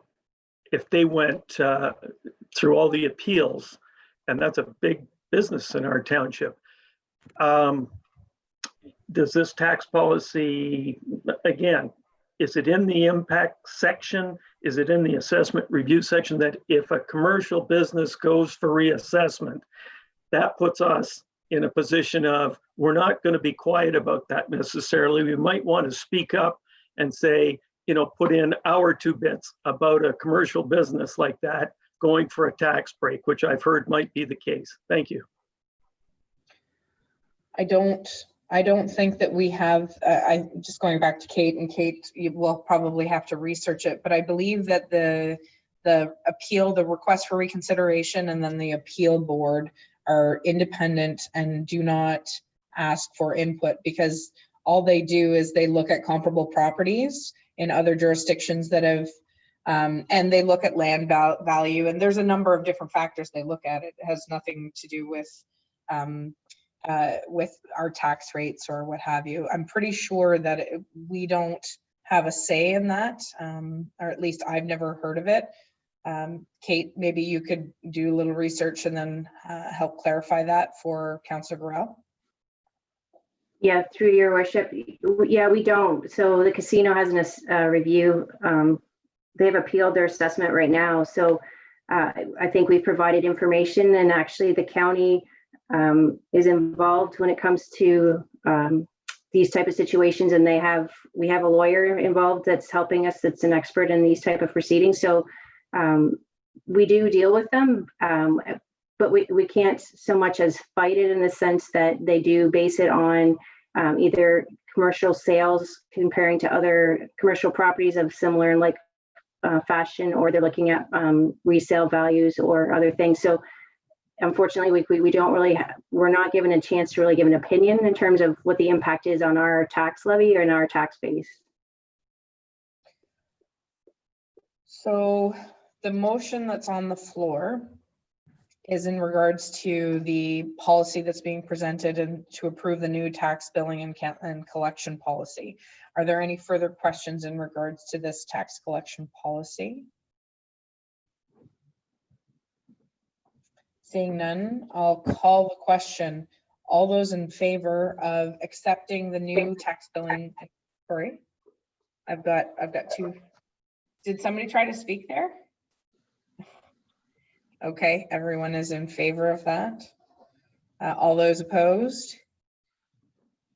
Carried. Thank you. And thank you for that input. And I too would be interested to know more about the appeal process. I'm fairly certain I understand it, but I want to make sure that I understand it wholly. The next motion that's on the floor. Excuse me, Madam Mayor. Yeah. Councillor Jameson has a Oh, I question. apologize. Councillor Jameson. Your worship, sorry, maybe offside, and you can push me off, but we've just been discussing taxes, tax deferrals. We've looked at, postponing a collection date to help our residents and so on. But I would ask your worship if I might comment on the county meeting that I attended, because in the context of finance and taxes, is that still relevant to this discussion? I think it actually is, because it's about tax collection and the due dates in which we have to adhere to. So if you want to give your 2 cents, I don't want to let that go too far down the road because we still have things on the meeting, but it is in regards to what we've been talking about. So go ahead. Okay, I'll be very quick. I attended the last county meeting, and I appreciate that our mayor raised with the county, with county staff, whether there was going to be any effort whether there was a plan to defer, delay. In short, simply our approach, which has been to be very carefully managing our funds. And I was very concerned to hear that the response was simply to our mayor's question, well, we're monitoring it. We're monitoring it. There is no proactive plan, I would call, to be ready in the back half of the year for challenges. And that was of concern to me because our portion, if I remember correctly, is about 44 cents of every dollar that goes to education in the county. So at the end of the day, we're collecting money and it's going elsewhere. The other thing I'll say to the mayor's credit is that she stuck to it, and I was sorry to see that only a couple other of her colleagues supported the call for some sort of explanation as to whether there was going to be a plan, and there appears not to be. And then the conversation moved off. So I just want to express my appreciation to our mayor for raising this concern. And I think it's something we need to keep an eye on because it's the same taxpayer. That is the ultimate point to be made, is that there's only one taxpayer, whether federal, provincial, and just to elaborate for 2 sentences, all of the federal and provincial funds that are coming in aid are still coming from the same taxpayer. So while we all look to certain levels of government to save us or help us or assist us to get through the tough times, and I'm not saying they're wrong in assisting us, but somewhere down the road that piper needs to be paid, and we will be paying, our kids will be paying, our grandchildren will be paying, and for quite some time this crisis will drive a lot of debt for the country, for the province, and hopefully we can avoid it here at the municipal level, if at all possible. We have the tools in place if we need to, but hopefully we can manage our pennies well and avoid that at all costs in the end. So thank you for the kind words, Councillor Jameson. So the next motion that's on the floor, moved by Councillor Maybe, seconded by Councillor Foti, that Committee of the Whole recommends that Council approve the zoning bylaw amendment attached to Planning Report number PL-01520 as Exhibit E to rezone a portion of the subject property from Recreation Commercial CR and Shoreline Residential RS to the Shoreline Residential Special Exception 52 RS-52 zone. Madam Planner, did you want to elaborate on this, or this is pretty much what we've already discussed? Thank you, through your worship. This is pretty much what we discussed earlier this evening, was the subject of a public meeting. If there's any questions, I'd be happy to answer them. Any further discussion on the motion that's on the table? Seeing none, I'll call the question. All those in favor of the motion at hand, please signify. Okay.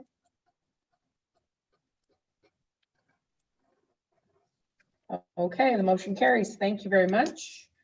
Next motion on the floor, moved by Councillor Foti, seconded by Councillor Maybe, that Committee of the Whole recommends that Council approve zoning bylaw amendment to rezone the subject property from rural RU to Shoreline Residential RS attached to Planning Report number PL-016-20 as Exhibit F.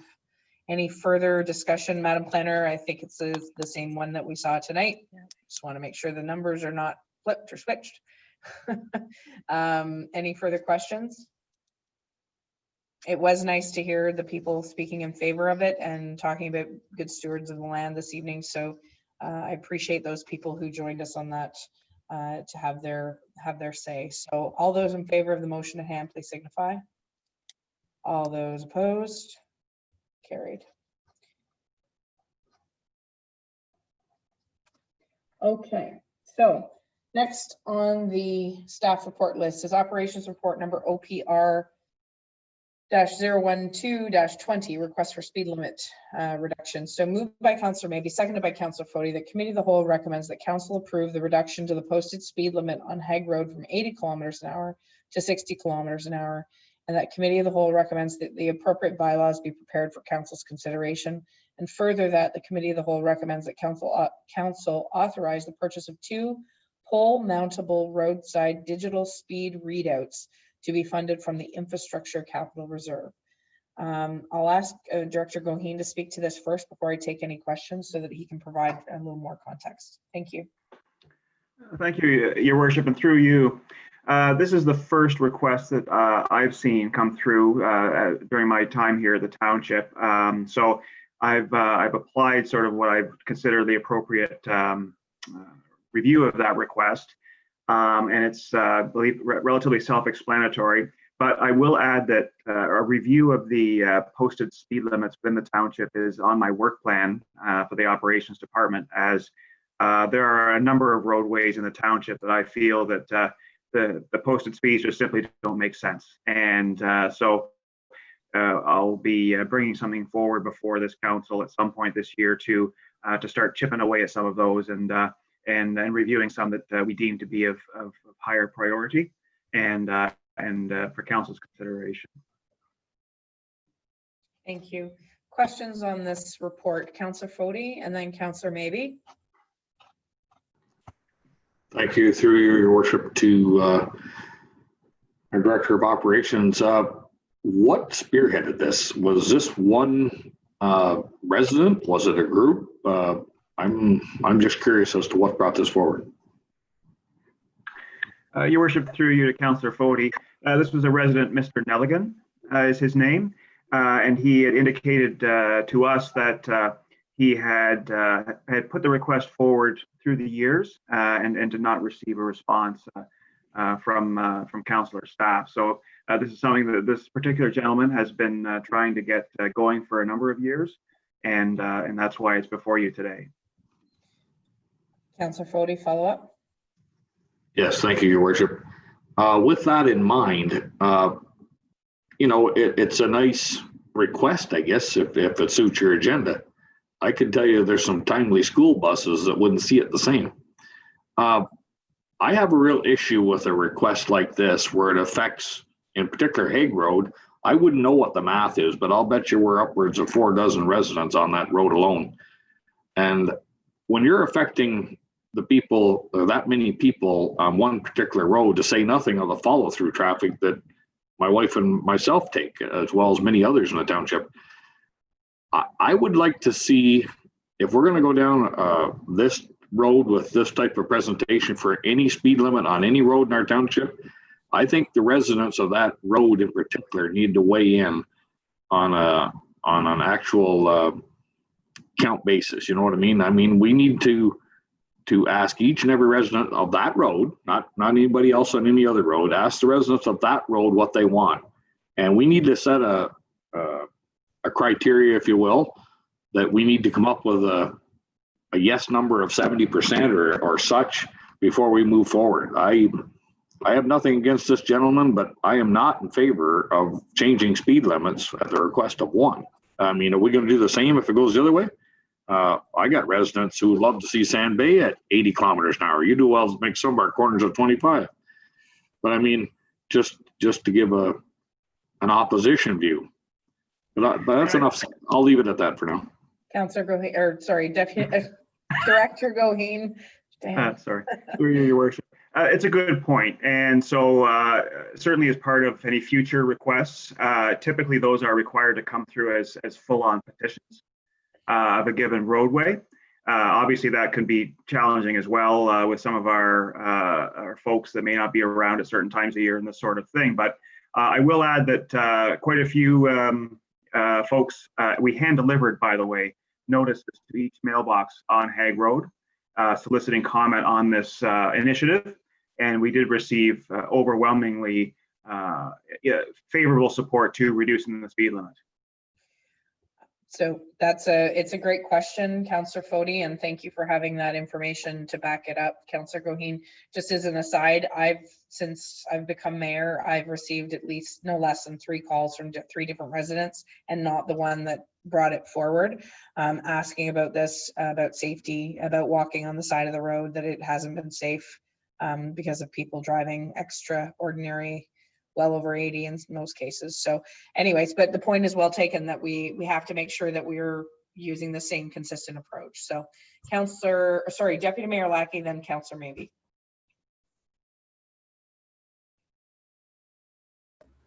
Thank you, Your Worship, and through you to the Director of Public Works. The 2 pole-mounted roadside readouts, are they portable that we can use elsewhere as well, or is that where they're going to stay?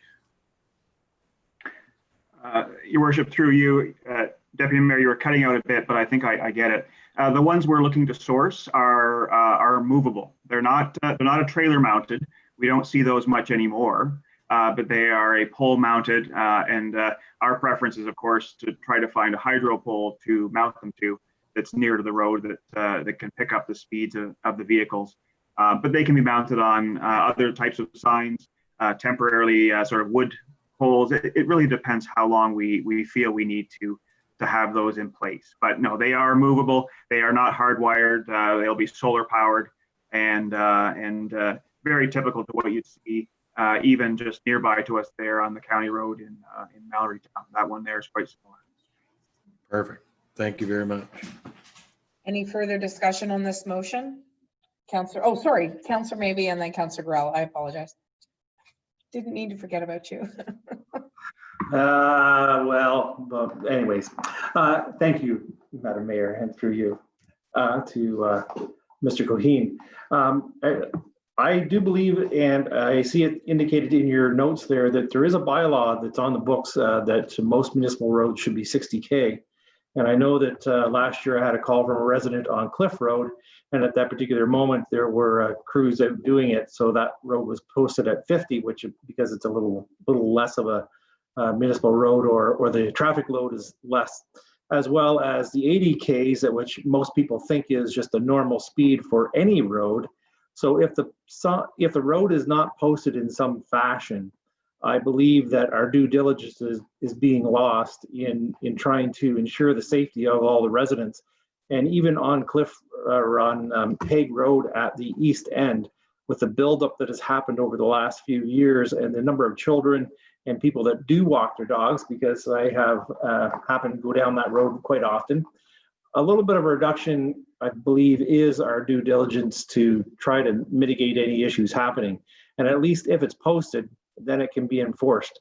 So I'm all in for this particular program to go ahead, and with the portable signs that we have that we can move around after people see that they're going too fast, or what the speed limit actually is in actuality, in that we can move them somewhere else and give another road the same opportunity to prove to the residents how fast they actually do travel. Thank you.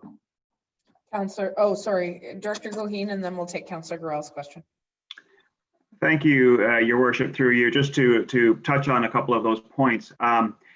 Cliff Road, you're correct. We did receive a request on that, or a complaint more or less, that folks were traveling too fast.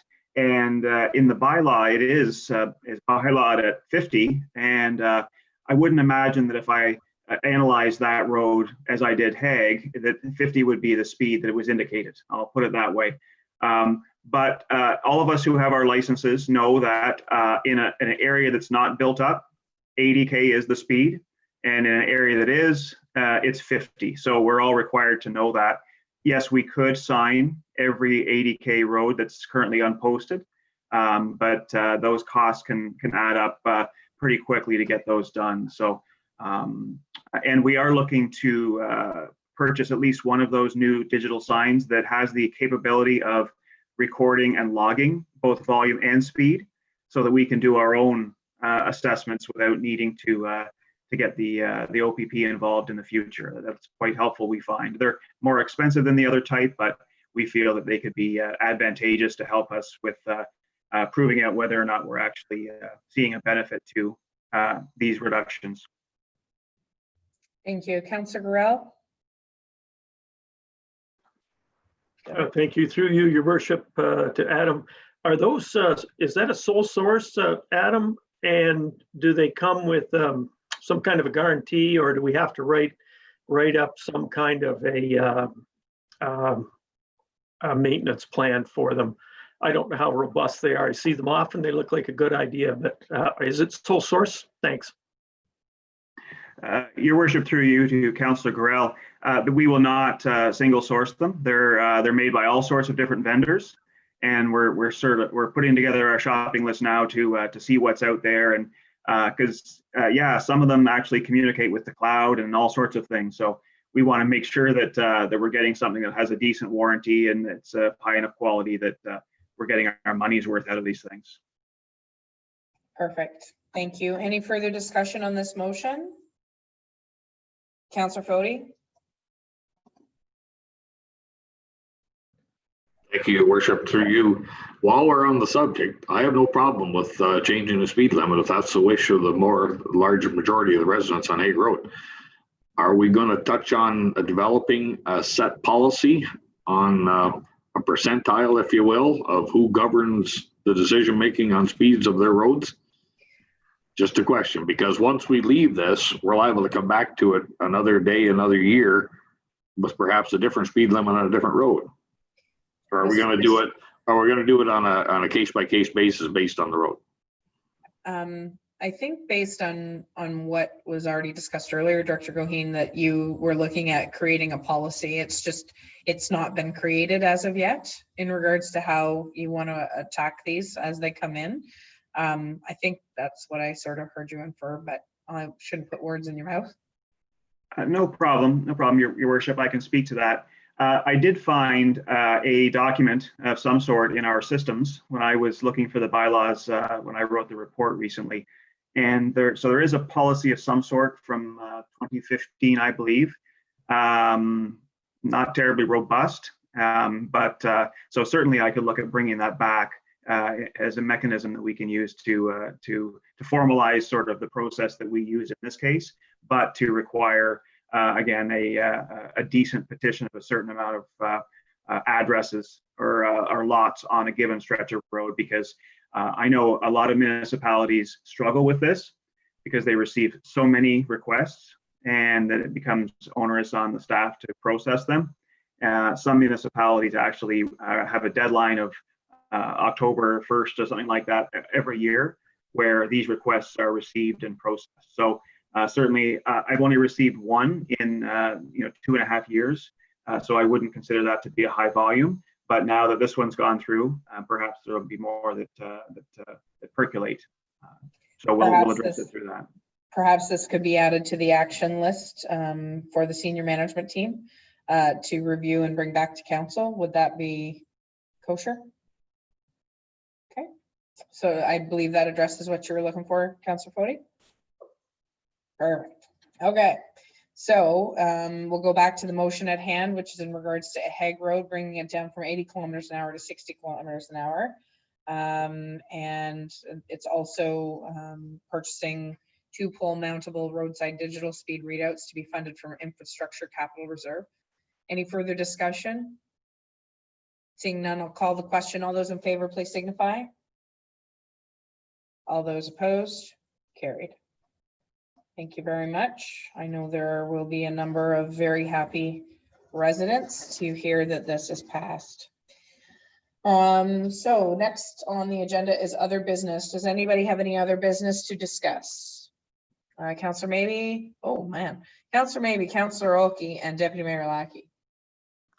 Just as a particular statement, in the recent happenings of the last week with the passing of Mr. Floyd and how that has happened, we can be proud that we are one, Canadian, two, that our enforcement officers in our area take a total different tact on how they handle people. And we can be proud that we are in our township definitely for all people. No, it doesn't matter who they are, just all people. We are here for them, we stand for them, and we will support them. And it is a unfortunate happening that is going on in the country and being felt around the world on how the segregation happens and how it hits home with certain people. And I think it's only appropriate that perhaps we have a little moment of silence, not for just Mr. Floyd, but everybody who has this happen.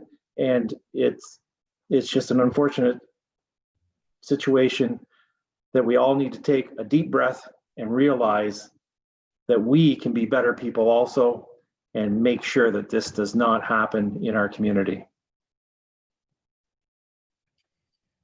I think we will recognize a minute of silence for those who have been oppressed and who have been persecuted based on race, religion, or otherwise, and that be grateful for them in a moment of reflection, be grateful that we live where we do, and be proponents of kindness towards all mankind, all of them.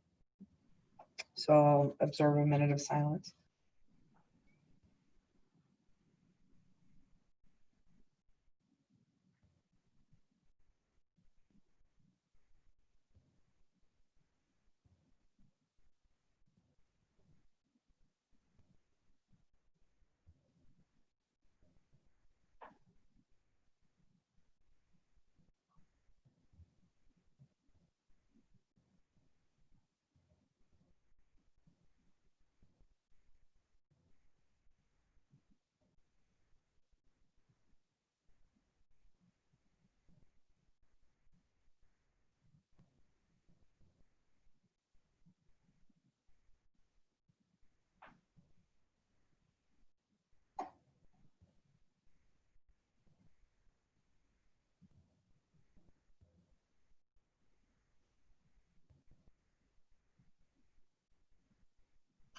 I thank everyone for their pregnant pause and their reflection on that, and may nothing of that nature happen in our own municipality, and hopefully nowhere in Ontario or Canada, although we do know that it does still happen to this day.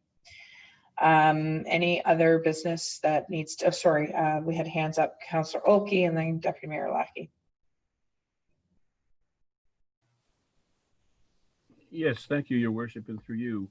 Two items. The first one's rather sad. Although I only knew the gentleman briefly in Lyndhurst working on the United Church issue, Mr. David Stewart passed on the 31st of May. I believe he was well known as a history teacher locally. There are no public plans for a funeral, and under the circumstances, family will have to make some rather odd arrangements, I suppose. But in any case, I thought people here might want to know that, because I think he was quite well known to people.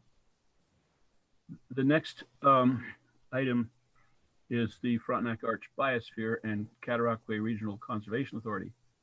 The Conservation Authority, in their wisdom, appointed me to that organization. That organization never published any meetings, or hasn't yet. A query revealed the fact that I wasn't a member of the board. I was considered an advisor. They have reorganized their advisors into an advisor council and still not told anyone when the meetings are or what they want us to do. And it appears, though the message is quite garbled, is that I have been disappointed or unappointed. And they've decided that the chair of, or the CEO of Conservation Authority is on their advisory council. Now, if you followed that, you've done better than I have, and I've been reading from their text. So, all right, I'll leave it there. I think you got the message right. Thank you. Deputy Mayor Lackey. Oh, we just wait till you're unmuted there, Deputy Mayor? There There we go. Thank you, Your Worship. Yeah, getting back to levels of service that we're providing the taxpayers. I think we need to go back to what we did when you first declared the state of emergency, providing, not to have to use garbage stickers and, try to help out our residents. I think we need to go back to that because nothing's changed, and I don't think anything will change. There's not a lot of people that are going back to their jobs, and there's businesses that aren't going to survive this. We need to provide some level of help, and I would love to have a report from staff to show, what we can do further until we can get out of this predicament. So what you're looking for, Councillor or Deputy Mayor Lackey, is just further ways that we can assist the taxpayer, other than, obviously we can't do anything about taxes, but No, you're talking exactly. about level. Okay. Yeah. So we have an emergency meeting on this coming Wednesday. We're meeting every other week now.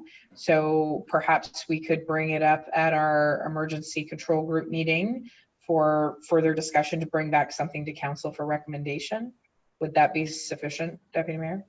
Oh, absolutely. I don't think I need to bring forth a notice of motion. It's just, whatever way we can assist the taxpayer.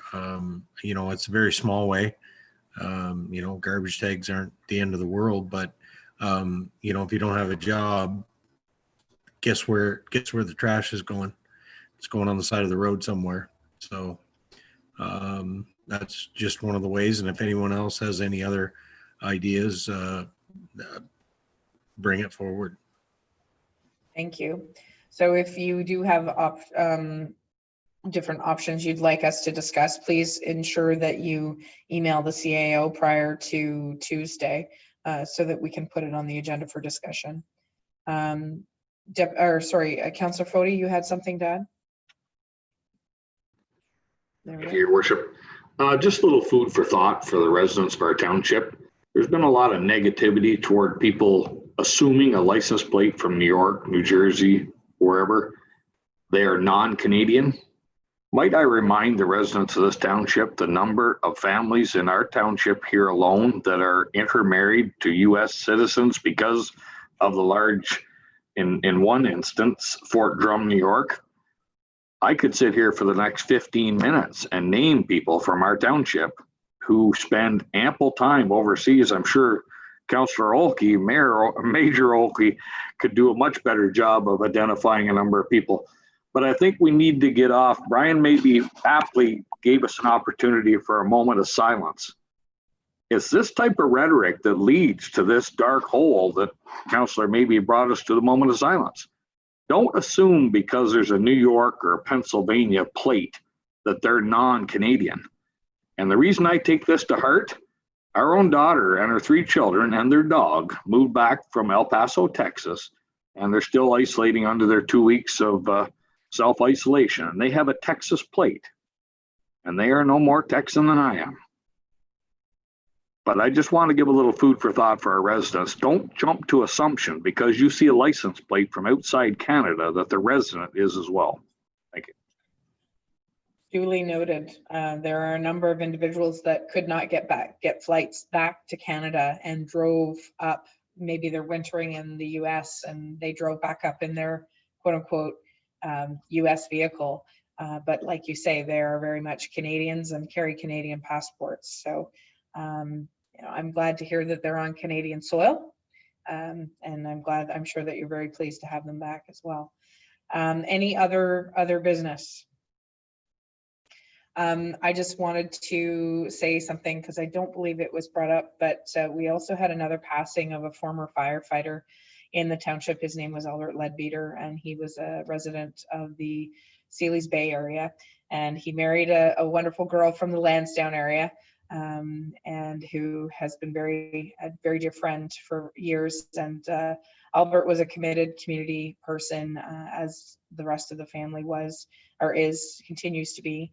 And we do send condolences to the family and thank them for the years of service that he provided to the volunteer fire service in Sealy's Bay. So thank you. Any further other business? Seeing none, I'll just bring up a couple of different points in the mayor's updates. I have, going back to regular scheduled programming. Oh, sorry, Councillor Jameson. Oh, Councillor Jameson, go ahead.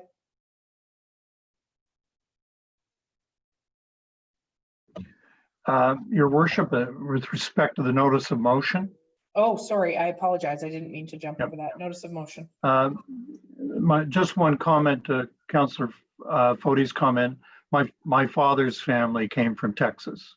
Of course, that was 1832, and I don't remember that, but yeah, we're pretty mixed up around here, and we should just accept that. I consider this a notice of motion that is a friendly notice of motion. It may not be seen as that, but I would like to ask that this council encourage the library board in its strategic planning process to review potential options for harmonizing with other neighboring library services in an effort to ensure a long-term stability and efficiency for the library in our township and other townships. The reason I would like to bring this notice of motion forward is that to the various comments we've had, we are going to have to look at some very new and creative business models with respect to the impact of the COVID crisis in our township, as other townships are doing too. And I think if the library is going to spend money on a strategic planning process, it simply can't take the introspective look, because we may not have, as the deputy mayor's pointed out, the service levels, because we may not have the income, and we may have to say to the library in 2021, well, that's fine, but we don't have as much money as you would like. So this is my way of offering a friendly opportunity to the library board to put its head up, quite literally, and look around and see where we may be able to benefit from a tighter relationship or for more formal relationship with other services. Thank you. So that notice of motion will come forward. You can word it appropriately and have bring it to council. Okay. I will. Any further notices of motion? Councillor Gorell. Just adding to Councillor Jameson's concept there, and this is a question regarding that. Would it be appropriate in a motion of that nature to ask about a union board, using the terms that I've heard? Would one board, is it legally, can one board join with another board, or is it the townships that have to do that? That's my question. Does the township ask for it, or can the boards themselves join up? I think the boards can do it themselves because they're separate from the municipality. I would defer to the CAO, who has been doing some light reading of the Library Act. I'll recognize Councillor Oakey. He might have something to add to that. Well, just while we're waiting for Councillor Oakey to be unmuted, that one's going to take a little bit of research before we can make a definitive call on that one of who can do what. And unfortunately, the Library Act, as you've seen, is not long on guidance. So anyway. Okay. Councillor Oakey. Thank you, CAO. That's about what I was going to say. I have heard it discussed in the library board about options for going forward. I wouldn't just naturally assume that people aren't thinking ahead along these lines. In any institution that's had a long life, there is pressure for the status quo, but that doesn't mean that always carries the day. We might look at the way we've done our own business in the township and how much of a change we brought as a council, which has shocked many people, fortunately in a good way, I think. But I wouldn't just assume that the library board would not look at that. The other thing along the lines of what Mr. Donahue has said is that the library board generally assumes that it will have the same life as the council that brought it in. So my understanding is that should this sort of change come ahead, it would be something with an incoming council, not with a sitting council. My 2 cents. Thank you. Because of the appointment process. I understand where your thought process goes. Okay, so any notices of motion? Seeing no other notices of motion, I'll move on to the mayor's update. I'll be brief. June is seniors month, so I know nobody on council here is a senior, so you don't have to pay attention to any of this. Usually we host seniors expos across the township. Unfortunately, we're unable to host those events this year. This year's theme is to stay safe and stay in touch. So if you know of someone that you haven't reached out to, or that you haven't spoke to in the last few weeks, stop by, drop some baked goods off, do whatever you need to do at a safe social distance to check up on them. I'm sure they will appreciate the porch chin wag, if you will. Seniors are a very valuable part of our community, and we're committed to them, and we hope that they see this crisis through. I'm sure they've been through much more difficult times than some of us have seen, and if this is as hard as it gets, and it is hard, I've been blessed to not have lived through a world war, so hopefully that remains the same. This weekend is also Canada's National Day of Health and Fitness. COVID-19 has certainly challenged us to think a little bit differently about that. So if you have an opportunity to get out this weekend and be active, maybe put your running shoes on, dust them off. So June 6th, get up, get out, and get active. June is also celebrating Parks and Recreation Month. And so the challenge with this during COVID is the fact that a lot of our parks and recreation facilities are either closed or limited use. So just watch for the updates. I believe as of today, Parks Canada has opened up a number of their facilities for day use, which is a positive step. That I would hope include Landon's Bay and some other Park Islands and those sorts of things. Parks of the St. Lawrence, I haven't heard, but when we have our emergency meeting this week, we'll update the township website and update our residents as to what's going on there. June is also normally a time when we celebrate the achievements of our youth. So you think of all the kids that would be graduating from high school, from grade 8, and I have a grade 8 grad in my house who won't get to have that celebration. And so if there's ways and creative ways that you can think of celebrating those and letting people know how proud you are of their accomplishments, I would encourage you to do so. Please acknowledge their goals and achievements that they've achieved, even senior kindergarten kids that are moving on to regular school every day, all day. It is an achievement and something we should celebrate. COVID reminders, the waste labels are required as of right now. We will revisit that on Wednesday at our meeting, and parks are beginning to open. So we'll make sure that that information gets out as well. Maintain physical distancing, wash your hands, all those sorts of things as well. Just another reminder to our residents in regards to lawn mowing. We don't have our regular complement of summer staff, which severely limits what we can do. So the lawn mowing is happening. It's just not happening as frequent as maybe some people are used to. But I believe that we should have some news from some funding that we've applied for here in the near future, that we might be able to have some funding for a couple of summer students. So we're just waiting for that confirmation, and I'm sure Ms. Goodman will let us know when that happens, because if it does, then we might be able to bring some other bodies on board to pick up the slack.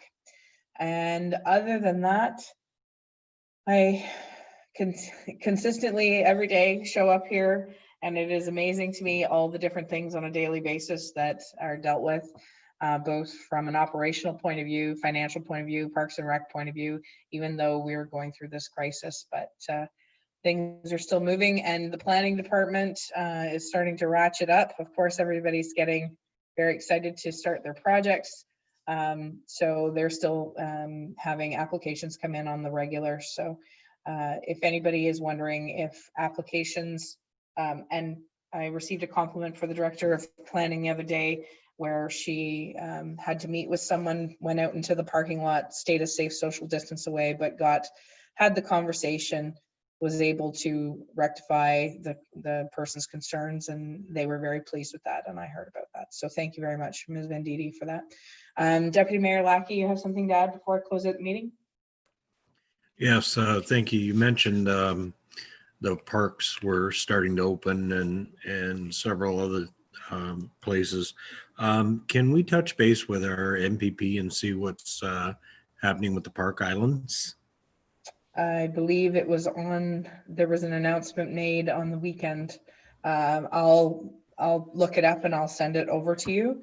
I think it was really only a couple of islands, one on either end of our township, but nothing in the middle. Okay, so I can definitely reach out to our MP. You're talking about our Parks Canada, so MP. Yeah. I'll reach out to Michael and MP Barrett and get some further idea of whether or not that will be it for the summer, if they will continue to open the islands in stages, as well as the other facilities throughout the municipality. Any further questions? Councillor Jameson. Thank you, Your Worship. To the extent that Parks Canada is opening to some degree, but the locks at Jones Falls, for example, will not be open. So that's a point of concern till later in June, we are hearing, but that is a point of concern for people that are interested in seeing some of the business coming down to Sealy's Bay, a variety of businesses. Fair point. Any further comments before we close out the meeting?